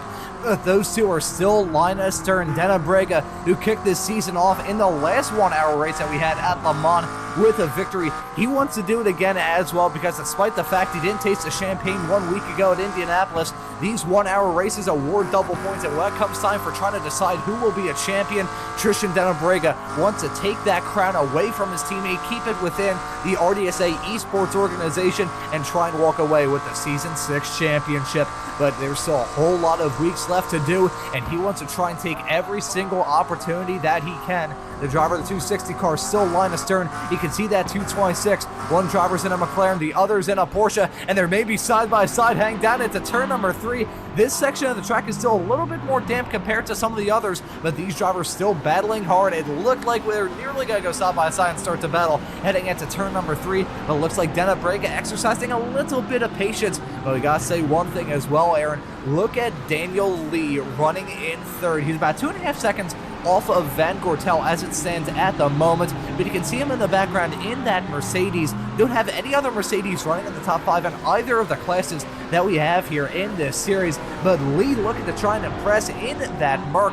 I've seen some GT3 races in the past where a driver with a particular set of skills can just wheel that Mercedes around like it's going out of style, despite the fact that Mercedes is usually a little bit of an ill-handling race car, and around a track like this where you don't have a whole lot of long flat-out blasts, the Mercedes usually isn't the car of choice. But here at this track where a lot of testing is run with a lot of corners around this racetrack, and it looks like Daniel Lee looking to try and define the odds and even walk away from this race with a podium spot. That would be a fantastic result for the driver of the 271 car, a driver that I'm not sure we've seen thus far this season. If he has, he hasn't done too well, as he's not in the top 10 in the elite standings coming into this race. But Daniel Lee certainly within striking distance, and if Van Gortel and Dennebrega get a little bit too racy and they come to blows, we could see a scenario in which Daniel Lee walks away from this race with the victory. I certainly wouldn't rule it out, but that Van Gortel and Dennebrega fight is still continuing. You can see another fight a little bit right in front of them. That's some lap traffic for Van Gortel and Dennebrega to try and deal with, and that's going to throw another wrench in the works for those two battling for the overall win. Well, we do have to remember that Van Gortel hasn't pitted yet, so that does kind of spoil things ever so slightly. And Dennebrega, honestly, I would just sit behind and just wait. I'm surprised that Gortel is able and is willing to fight this one as hard as he is, as he's flashing the lapped cars ahead. Get out of the way, I need to be in front of you, I need the clear air. As even though maybe there isn't any dirty air necessarily affecting him that much, the mental effect of having a lapped car in front of you is quite the big one, because you just don't know what they're going to do. You don't know what they're going to do the next time you come around. I think that might have cost him a little bit of time there, as the Lamborghini was just ever so slightly offline coming into turn 9, as Dennebrega also makes his way past, and that's very, very deep for Van Gortel, as he had to break offline there and possibly looking for a move. And I thought that was going to be it for Dennebrega, but I think he saw that was a bit of a lost one and had to slam on it to avoid contact with Van Gortel. And getting a bit spicy between these two, although it doesn't necessarily need to. It's allowing, like you were talking about, Lee to catch up ever so slightly, just creeping towards these two. And it could turn into a three-way fight. And yeah, hats off to Lee, who has done a damn well good job today.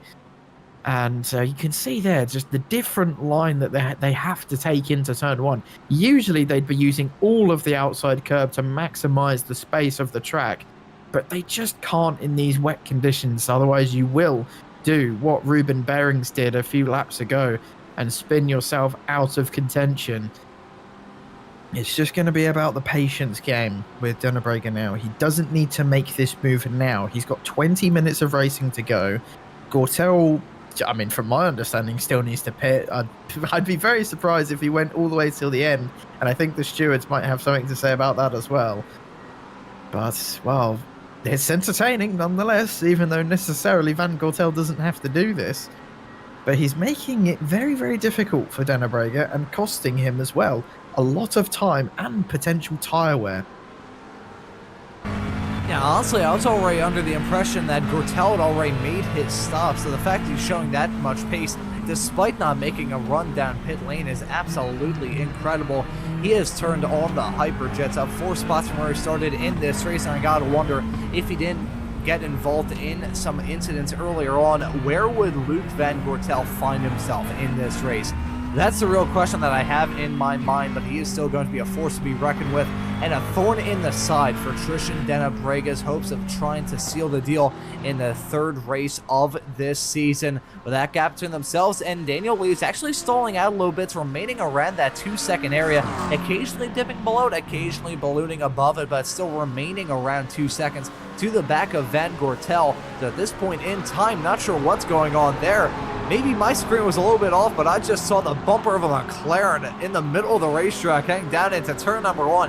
That would certainly be a very sore sight for Van Gortel, still leading this race in the elite category. Looking at a fight involving Victor Van Zies, who's been very fast thus far. However, he's had some poor luck go his way, and the MJK Sim Racing car is currently running 11th in the Premier category, currently just barely on the lead lap overall. It's Hoyland currently leading in a BMW, and I believe he would be the first BMW to take a victory thus far this season, as there's some smoke heading down into turn number 7, and look at that! That was a jump scare for these drivers. Who was that there? Stopped in the middle of the racetrack.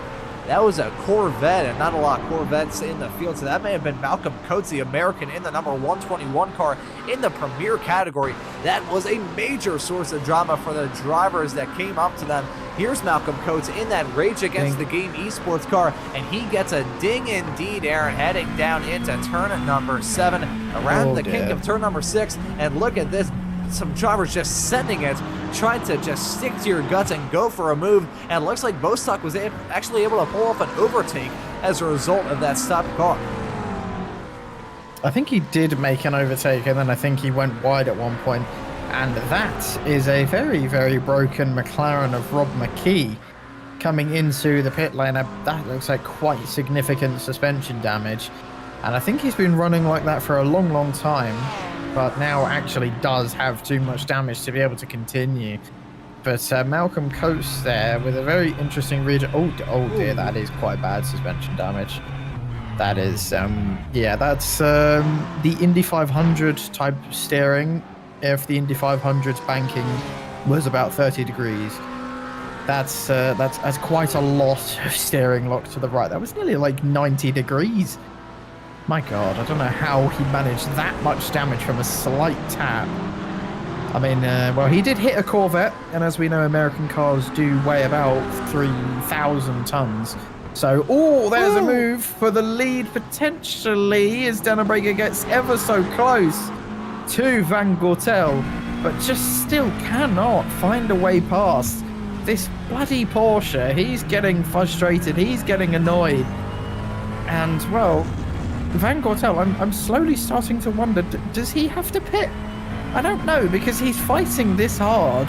I mean, maybe he's just doing it, you know, why not? Just fight for the lead. That's a send and a half from Denner Brega. Is he going to be able to get it stopped? He does, but Van Gortel gets the cutback and takes the lead once again. Denner Brega's desperation is coming in full effect, and you can just see and tell. I mean, I'm surprised there's not steam coming out that helmet of Denner Brega's car as it's leaving Lee, catching these two very quickly, and finally, oh no! He's crashed into the pit lane. No, the driver of the 226 car. He was putting together such a good race, withstood all of that pressure from Denner Brega, going for a send at every single opportunity. That move hang down into turn number 10. There was contact between those two as a result of it, but just a few corners later, Luke Van Gortel, who found himself in a fantastic position, not to grab the victory in class, but to grab a good result, as this moment coming into the pits, Oh, Luke Van Gortel is going to be furious, not with his competitors, but with himself. There is no one to blame but himself for that mistake heading down into the pit entry. Gotta take a look at another angle of this incident for Luke Van Gortel in that MJK Sim Racing Porsche. Bonged into the wall. The tire barriers in this sim are pretty much made out of the matter of white dwarf stars. So Luke Van Gortel hitting that, coming to a stop immediately, and sadly for him, that's going to give him a whole lot of damage. Thankfully in the series, we do have some fast repairs at the drivers' disposal. I think he got a penalty for it as well. Oh yeah, that would, I believe that would indicate a penalty because he did, I think as a result of that contact, yeah, it would be an unsafe pit entry penalty. I believe iRacing did register him as briefly rejoining the racetrack because of that contact, popping the rear of his car up and landing on the track itself. That is a game changer for Luke Van Gortel. 1 minute and 19.2 seconds down pit lane for the driver of that Porsche who found himself in the lead just a couple of minutes ago. That is a heartbreaker for the driver of the 226 car. Well, I mean, I was thinking at first that it wouldn't have actually been that bad. Obviously, it would have cost him time, but like you said, he has a fast repair. But yeah, that penalty is just what did the most damage. He lost about 30-odd seconds from that, maybe more. And, you know, had he not gotten that penalty, he would have been right up there. I think he would have been in about 8th place, potentially, or around there. He would have been within the top 10. And it would have been an absolutely comeback for the ages for Van Gortel, but unfortunately, he's now down in 17th place and 10th in the elite class. And he still has some places that he will be able to make up over the next few laps. What's left of this race anyway, about 14 odd minutes, now nearly 13. So it's not over for Van Gortel, but it definitely would have put a dent in his hopes. But I think he was the only driver in this entire field to start on the dry tyres, and it very nearly worked. It very, very nearly worked, as that's a Porsche coming in at full speed into turn 10. That was very, very close, and drivers still clearly struggling, going offline, trying to go for those moves. It's just difficult trying to brake offline, as that's a very wide line for Joe Preston. I believe he's a lap down, I think. Or just lost a place. Actually, no, I think that was Denner Breaker going through on mud. Whoopsie. But it's quite all right, Aaron. I have had many moments like that on the air thus far during this broadcast myself. The track conditions are so difficult at this point, even though iRacing marks the track as dry, following Tristan Denner Breaker in that 270 McLaren, and looking at the 41 car running off the line coming out of the corner. That's Joseph Preston. So that was... You can see the spray coming off of that car, and this race has had so many twists and turns. Tristan Denner Breaker running in a race all by his lonesome at this point, had a whole lot of difficulties with this man, Luke Van Gortel. However, Gortel having those issues on pit lane a couple of moments ago. I think I'll take a look at another replay of this, possibly from an outboard perspective of Luke Van Gortel's race car nosing his way into the pit entry wall. I think he is very lucky about the fact that we have fast repairs in this series. Otherwise, he would have been in a world of trouble. There you can see him coming into the pits, overcooks it a little bit, and oh, that's such an easy mistake to make, Aaron, especially with a whole lot of paint on either side of you coming into the pits, and some paint on the racetrack itself trying to come down pit lane. I think that's a very easy mistake, but still an incredibly costly one from Luke Van Gortel. What are your thoughts on the pit entry at this track? Because at speed like that, especially with this reworked version running on the historical layout here at Circuit de Barcelona, Catalunya, with that fast end to the lap, that's like threading the eye of the needle with the needle attached to a Saturn V rocket traveling at escape velocity, pretty much. Well, that's one way of putting it. You Americans and your expressions, very creative. I'll give you guys that. But oh, you haven't heard the worst ones I've made. I don't know if I want to be fair. They scare me. But I'm not a big fan of the pit entry at this track. I have made that mistake a few times, not just on iRacing, but on a couple of other sims. The oldest sim I've actually made that mistake on is actually F1 99202. Hello, let's not cut each other off going into turn 1. This is Thomas Pugh.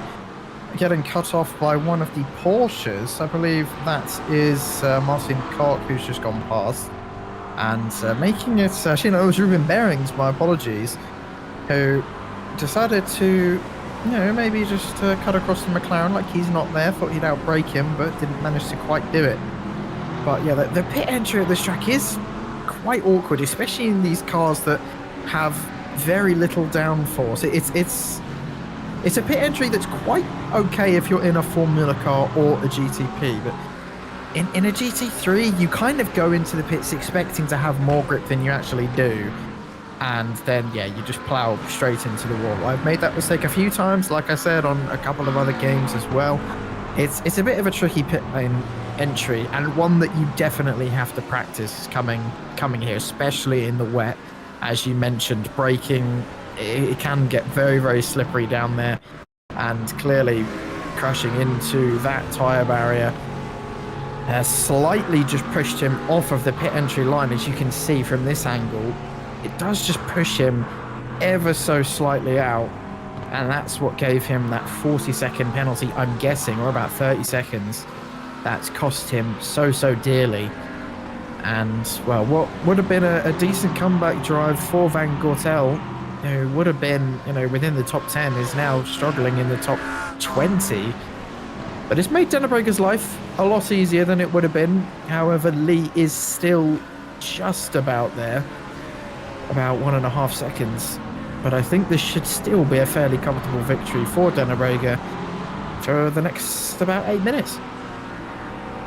At this point in time, a 1.5 second lead between himself and Daniel Lee, running second in the elite category, and they have a massive gap between themselves and the likes of Lucchesi, Gattuso, Odin's, Brainback well farther behind, with the top 5 at the moment in the elite category separated by about 20 seconds.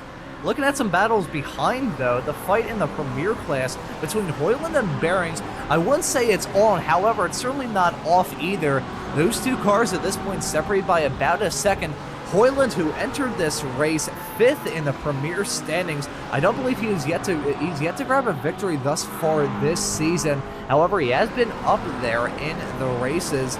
Currently 5th at the moment in the Premier standings coming into this race. However, he's got Brecht Behrings right behind, who's off the back of a victory in the second race at Indianapolis 1 week ago. And he's involved in that championship fight. They're actually battling hard currently, with only 6 points separating those two, running 5th and 6th at the moment in the Premier standings.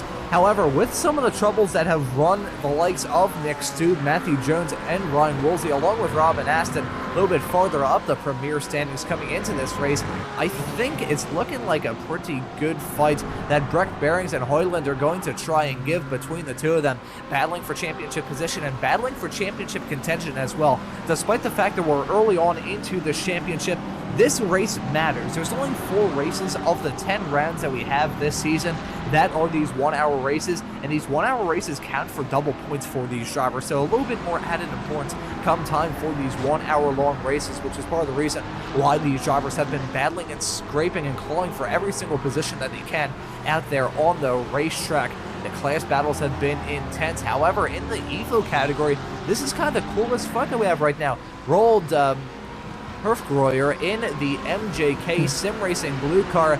The driver of the number 20 car with a name that reminds me of myself whenever I see his first name. Add one more, add an N to that, and you get my name. But nevertheless, he's running first at the moment in the EVO category, about 1.8 seconds between himself and Noon, who's currently running at second. A little bit spread out is that EVO category, and I gotta say, the drivers who've seen me dominant thus far in the EVO class, mainly Ashley Brooks and Robin Noel Brown, they've both been struck by a falling anvil. Ashley Brooks did not see a qualifying time start at the back and got involved in an incident at the very beginning of the race. He is running well farther down at this point in time, trying to figure out exactly where he is. He's running 38th overall, a really tough race for him at this point in time. So that was a rough for him, and looking at a rough incident coming around the final corner. Our leader in the EVO category nearly piling into that, which will not be the first time that we've seen an EVO driver get involved in an incident at a very fast section of the racetrack.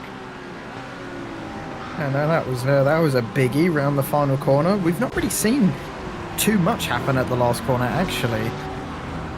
To be fair, as it is quite a tricky corner, let alone in wet weather conditions. And I believe we'll get another look at it as we do come round the last corner. That was a big impact there. And he just about managed to avoid it. I think it was a car that had maybe just looped it coming into that last corner and was just a bit unsighted. Or maybe coming into the pits or something. I don't know. That was a very, very weird crash and not something you see very often. But luckily, Rold managed to avoid that one just to pout thanks to his quick wits and reaction time. And taking a different line through the final corner. And, well, this is kind of the point in the race that we kind of expected to get at some point where everything's kind of starting to settle down a bit now. The gaps have opened up big time. And this is what you get with mixed conditions racing. You get the different drivers, different levels, different skills. Some people having a good day, some people, well, not. And you can see just how big the gaps are. As how many drivers do we actually have on the lead lap? I believe it's probably going to be about half of the grid at the moment. And that just goes to show about half the grid have had an absolute horrid time here at Catalonia. And, well, it's really starting to dry up now, and I don't think we're going to get too many more incidents, luckily for some of these drivers, as Denner Brager has probably had the cleanest and most sought-out day, along with Lee behind him. And, yeah, again, we've mentioned this before, Lee, a really underrated drive. He might obviously get the victory if something happens to Denner Brager, but he's had a superb drive today and has really kept his wits. As here's Robin Noel Brown having some kind of issue trying to get back on the track, but just about managing to do it, as at the moment Noel Brown is currently fighting for position, but he patiently waits to come back on track. Yeah, that's something that always hurts as a driver.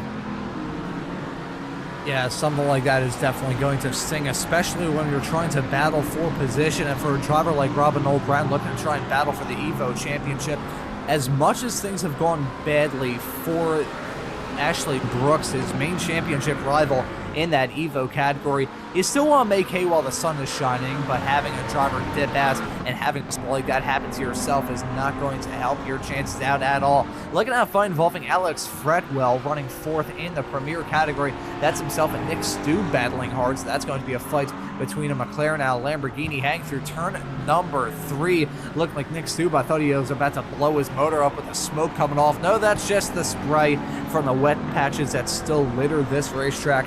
Gotta say, Denner Brager looked like he was running into some difficulties with lap traffic. However, the gap between himself and Lee is still about the same. And it looks like Stuba is going to lose out on P3 in the Premier category to Alex Fretwell, the driver of that number 152 Lamborghini, getting a move done in convincing fashion, hang down into turn number 5, that was. And thinking of that incident that we saw heading around turn number 13, we took a look at a replay a little while ago. Oh, it was no. Rob McKee, I believe, the driver that was involved in that. Leader for Evo, Tove Kura. Oh, no, don't tell me. The driver of the number 20 car, Herfgroyer, running into some difficulties towards the end of this race. Right as I was going to mention, another collision involving some Evo drivers. It looks like the driver of the number 20 car leading in the Evo category in not convincing, but certainly comfortable fashion with only about 3 minutes left on the clock. He's had an off-track moment, not sure what in the world happened. Hopefully going to try and find some replays. Looks like he's still going to hold on for a final podium position, but the P3 champagne, the P3 trophy, isn't going to taste as good or look as good as the P1 champagne and trophy. That is for darn sure.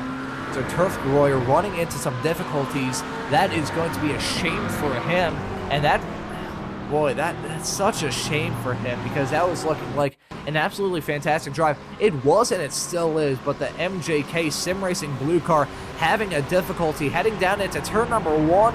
What in the world happened to the driver of this Porsche? It's a simple spin. It's a spin and a spin alone, and he's going to lose out on about 8 seconds as a result of that. I'm curious if there's another spin trying to get back rolling in the right direction, or if he just lost out on all that time as a result of that single spin. And I think there may have been one more. You can see him on the outside line running into the spray through turn number 3, maybe getting flirtatious with some of the paint on the outskirts of this racetrack.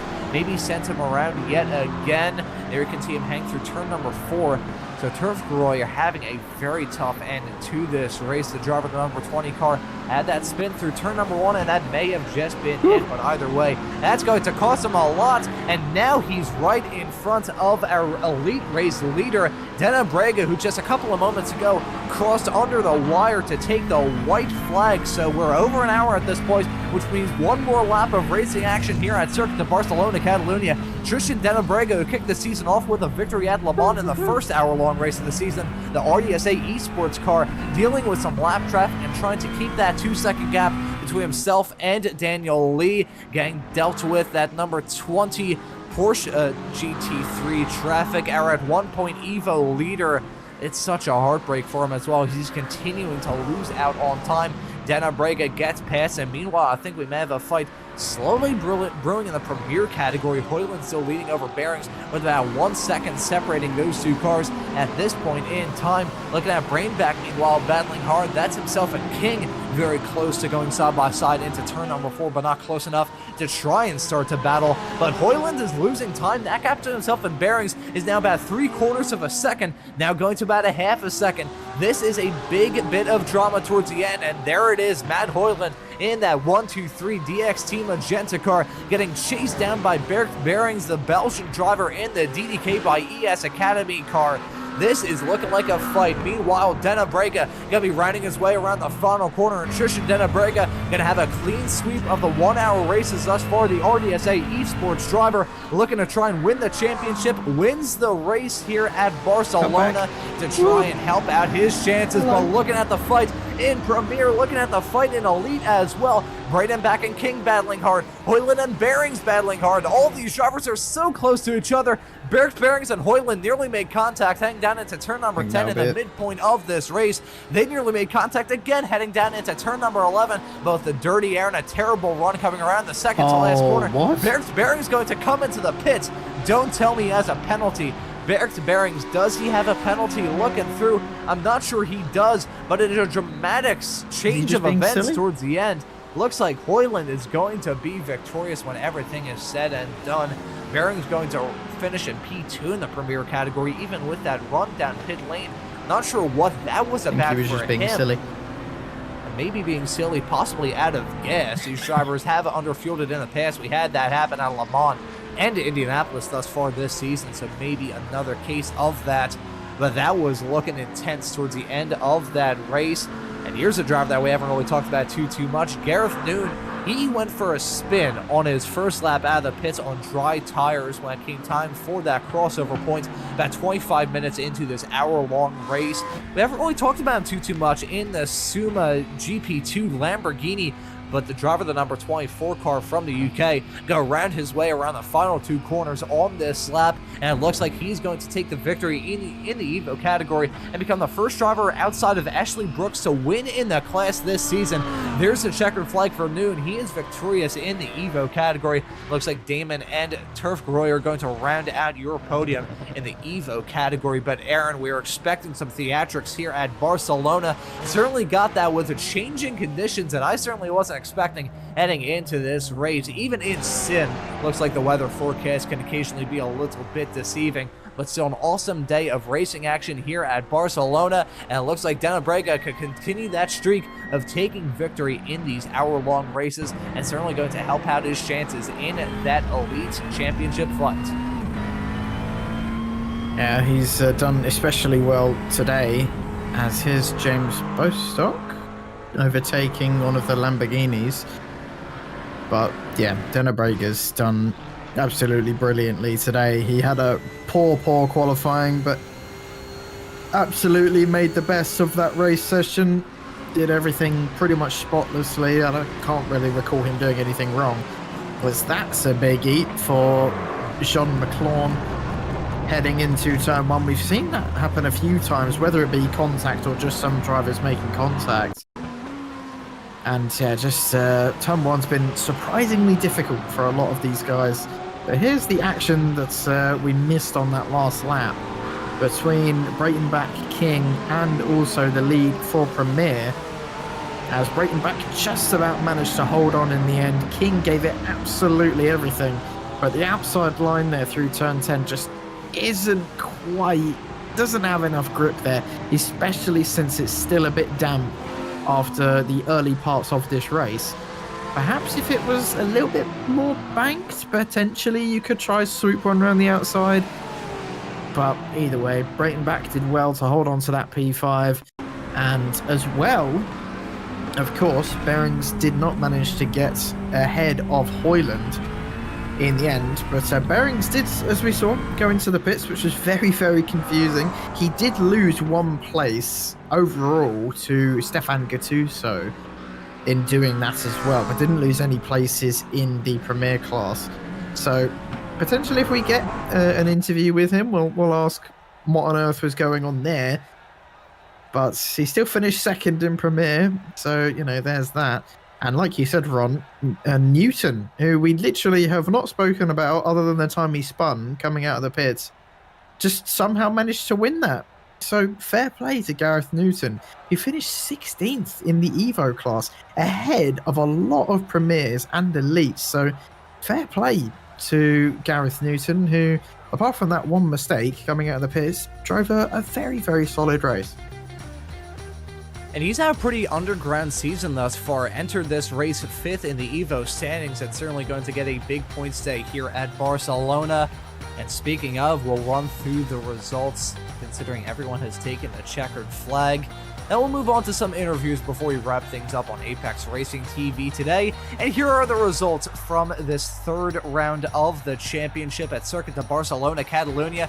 Tristan Denabrega, your winner when everything is said and done. The driver that started this season off with a victory and started this race down in 10th, put on a brilliant drive to take the victory when everything is said and done. He is victorious and bringing that RDSA esports team a 3rd checkered flag from this still very early season. Daniel Lee in a 271 Mercedes going to finish right behind the P2. Only 1.7 seconds between the front 2 overall after over an hour of racing action. Still pretty good for him. That's going to be the other RDSA esports driver, that being Luke Lucchesi, the reigning 2-time champion, running at your overall podium in 3rd. Ryan Odens and John Brainback going to finish in 4th and 5th respectively. Luke King, another South African, in P6. Matt Hoyland going to be victorious in the Premier category in the 1-2-3 car, ends up P7 overall. Stefano Gattuso going to finish this race in 8th. Dean Powell in 9th. Alex Fretwell ends up 2nd in the Premier category, P10 overall when everything is said and done in that class. I have a feeling, was there a penalty for there had to have been a penalty for Brecht Behrings because he ends up 13th overall, and I believe that would end up being 5th in the Premier category. So I think there was certainly a penalty heading the way of Brecht Behrings, but either way, Stephen Donnelly going to finish at 11th. Joe Sparza, the reigning Premier champion, he's had a pretty rough season to this point, ends up finishing 4th in the Premier class and 12th overall. Brecht Behrings in 13th, so I think there may have been a penalty that he couldn't serve towards the end. Luke Van Gortel, who had a pretty up and down race, he ends up in 14th. Very lucky that he had a faster pair in his back pocket, though, after that contact heading into the pits. That's going to be Peter Black in P15. Gareth Newton victorious in the Evo category, finishes P16 overall. Ruben Behrings in 17th. Jeffrey Damon in P18. Chris Jennings in 19th. John McLuhan going to be rounding out your top 20, and then rounding out your top 30 is going to be a little scroll down to look at the rest of the drivers in this race. Got a lot of names to go on. Gotta say, fantastic to see a whole lot of participation in this series. Corey Maxim finishes in 21st. Roald Turf Groyer, who was in contention for that EVA victory, got finished 3rd in class, but a heartbreaker for the Dutch driver, finishes 22nd overall. Thomas Pugh in 23rd. Martin Koch in 24th. Nick Stube in 25th. Marcel Brainback in 26th. Andrew Fairley in 27th. James Pallett in 28th. Joe Preston going to be finishing this race in 29th, and Malcolm Coates in that one Corvette in the field going to round out your top 30.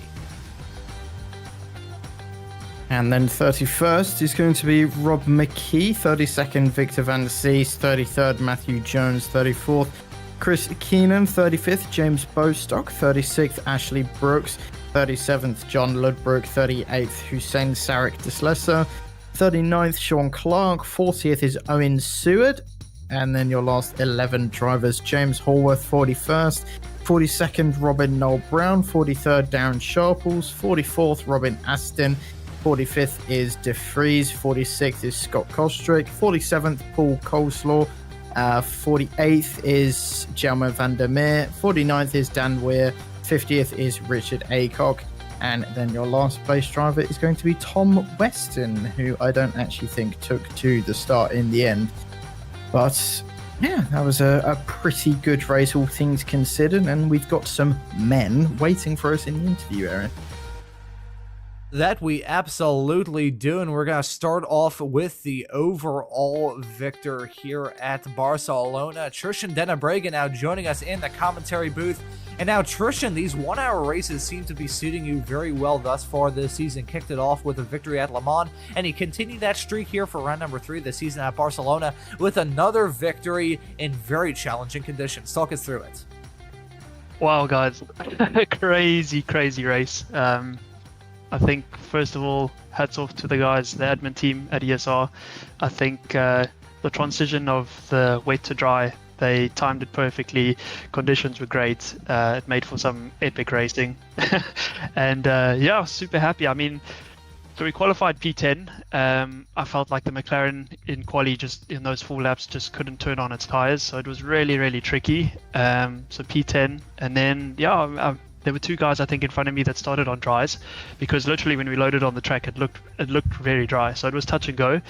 And then, yeah, we got a really good start and managed to work our way up very quickly. And then I think I found myself behind Luke, my teammate, in P3.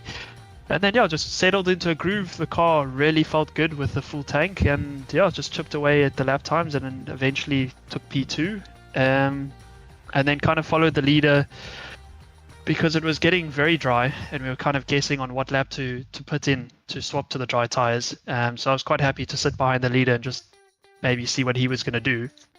And then eventually we saw some back runners putting for slicks, and they started setting some really quick lap times. So yeah, we decided to put, and I think we all put it together and came out second. And then, yeah, unfortunately the guy in the lead going into the left-hand hip, and I think he put 2 wheels on the curb on the right-hand side, and yeah, with the slicks it was just too slippery, so he put himself in the wall. And then from there, yeah, we basically took a net lead, because the guy who was leading at the time still had to do a pit stop, and yeah, we managed the pace.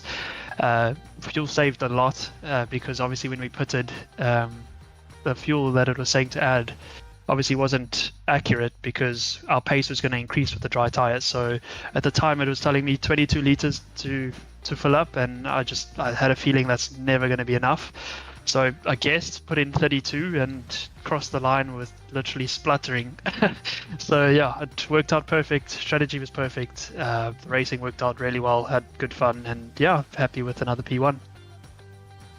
That worked out absolutely fantastic for you, and speaking of P1s, you've taken 2 of them on the racetrack at this point this season, and I believe, based off what happened to your teammate Luke Lucchesi, I believe you may be leaving this race with the championship lead. We'll certainly touch on that for next week's broadcast. And speaking of next week's race, gonna be running at Interlagos in 1 week's time for another 2 30-minute race affair there. So how do you think that race is gonna be in 1 week's time?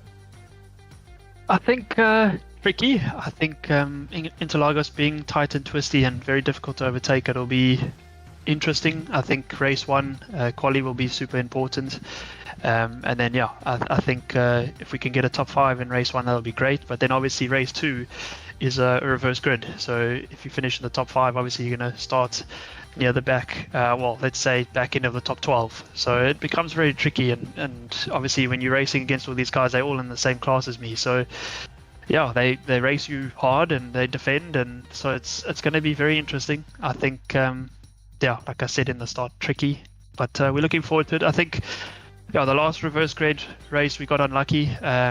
We were fighting for P2 and obviously had a bit of a contact, which resulted in a penalty for the other driver, unfortunately. But hopefully, yeah, we have better luck with the reverse grid next week, and we'll see. I think you guys are going to be in for lots of action.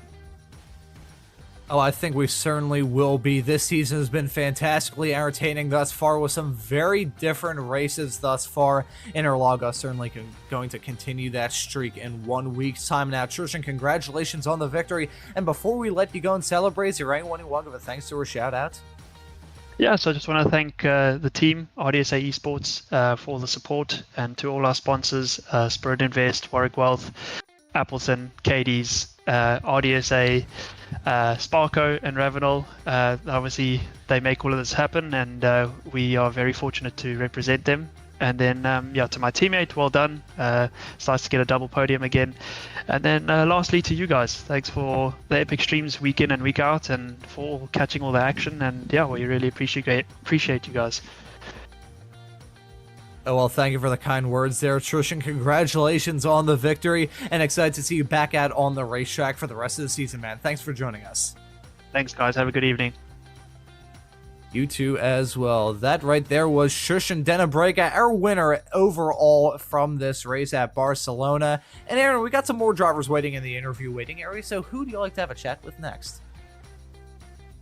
For the first time in my life, I'm actually...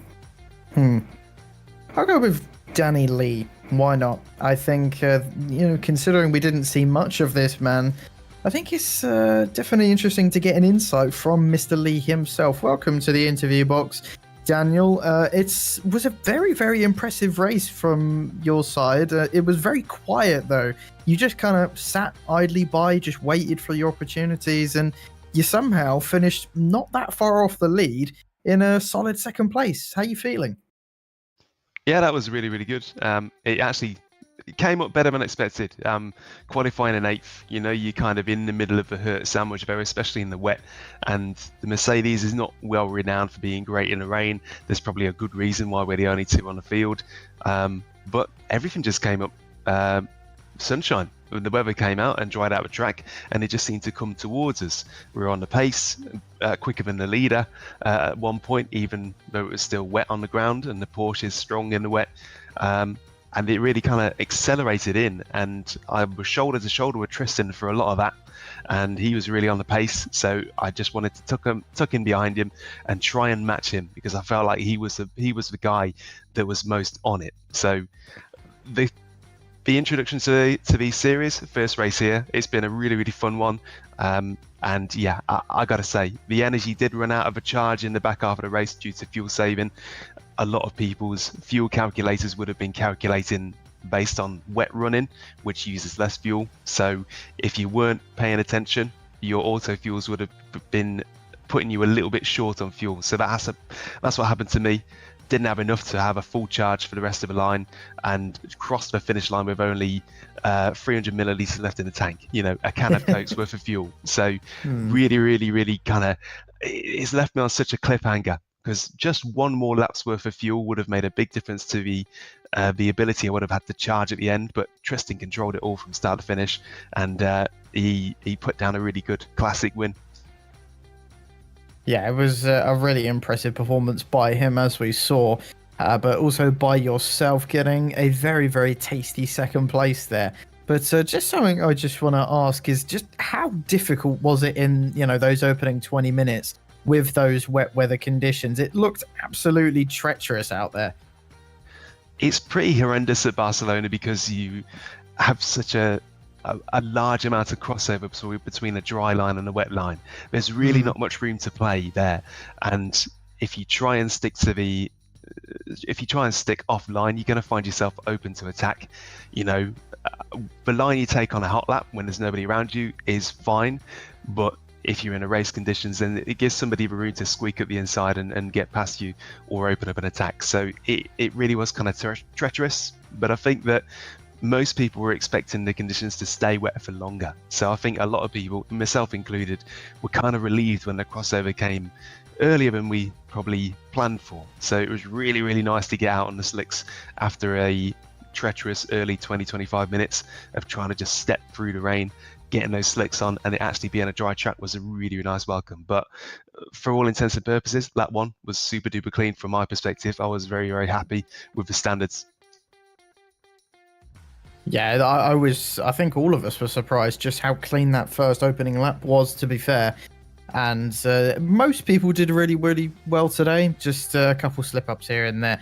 But going into next week, of course, we return with the 2 30-minute races. And it's Interlagos as well. I think Interlagos is a track that I'd think most people would enjoy. But give us your thoughts on that. I do enjoy Interlagos, but oftentimes when I say that I enjoy a track, and it's been a while since I last been there, I go there and I completely bottle it. So we'll have to see what comes up. The elevation of Interlagos, you might have heard that the turbo cars tend to have a little bit more of an edge at tracks like Interlagos than the naturally aspirated cars. So the Porsche and the Merc and the Lambos, the Audis, they're going to have a tiny bit of a drag on their heels. But it's not going to be enough to change it massively. Still looking forward to it. I'm still going to practice and prep and really try and put down my very, very best showing. I'm looking forward to next week very much. Yeah, I'm sure you'll manage to do very, very well at Interlagos. It's always a good treat going around there. And 50 cars at Interlagos. What couldn't go wrong? But thank you for coming and having a chat with us, Daniel. It's been an absolute pleasure. But before we let you go, anyone you want to give a mention or shout out to? Thanks to James and the league admins for putting this together. We really appreciate it. Gives us a place to race, and we're happy to be here. Lovely driving standards, everything like that. So it's been a great introduction, and thanks to you guys for doing the broadcast, putting your time in, and making it entertaining for us all. So thank you very much. Well, thank you for the kind words, and thank you for coming and have a chat with us, Daniel. And good luck for next week at Interlagos. Thank you very much. See you next week. And that right there was Danny Lee, who wasn't victorious when everything was said and done in the top category here from the Evolution Sim Racing GT3 Championship, but he gave us one hell of a fight to keep our eyes on from start to finish. Sadly, I don't think we have any more time for more interviews, but I gotta say, credit where credit's due to a lot of the drivers in this series. They're fantastic to have a chat with. Really, really nice interviews that we've been able to have thus far this season. Those two gentlemen, certainly no exception. But Aaron, gonna be running at Interlagos. We asked these drivers a question. Now I'm going to ask you that question. What are your thoughts heading into that race in 1 week's time? Well, it's just going to be good to go to a track I actually like, finally. It feels like weeks or years since we last did that. I'm very fond of Interlagos, especially watching. I mean, it's always a good race, no matter when or where. Interlagos is just damn fun. I think to drive, it's a little bit more tricky. It is definitely a difficult track to get right. It requires a lot of practice, a lot of finesse, and you wouldn't really think that considering how short of a track it is, but you really, really do have to make the best of it. And I think, like Daniel was saying, it will take a lot of effort, a lot of time over this next week for some of these drivers to really knuckle down that Interlagos track. And certainly the driver's going to try and make hay while the sun is shining for the 2 30-minute races that the drivers have to look forward to from the 4th round of this championship. We've got fantastic schedule of races to look forward to. Interlagos, Montreal, there we go, second tries the charm.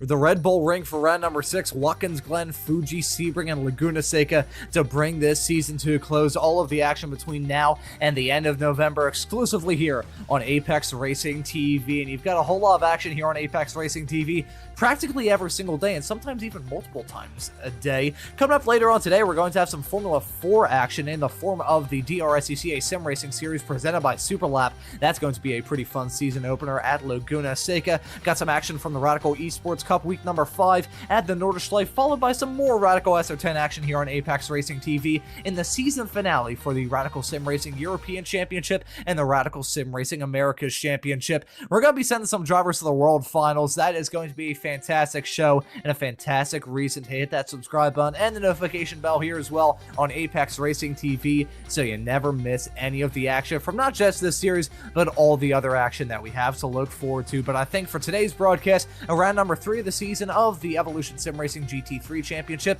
that will just about do it. So for myself, Ron Mullins, Aaron Smith joining me in the commentary booth, and Josh Wilkie doing a fine job working on the cameras in the virtual production hauler, I say thank you all so very much for watching. Have a great rest of your day, and we hope to see you all wherever it is in the not too distant future.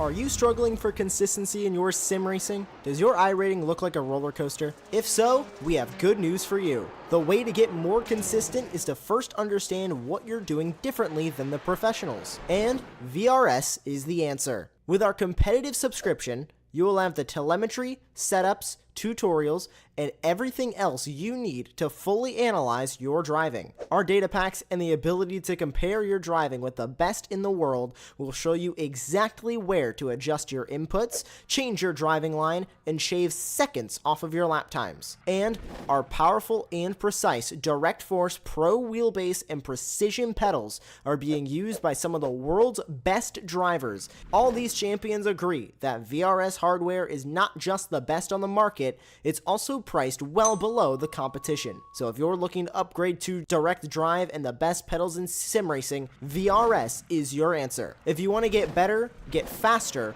and make it happen sooner rather than later, you owe it to yourself to find out why so many people are switching to VRS. You'll be so glad that you did. Visit www.virtualracingschool.com and learn why the best use VRS.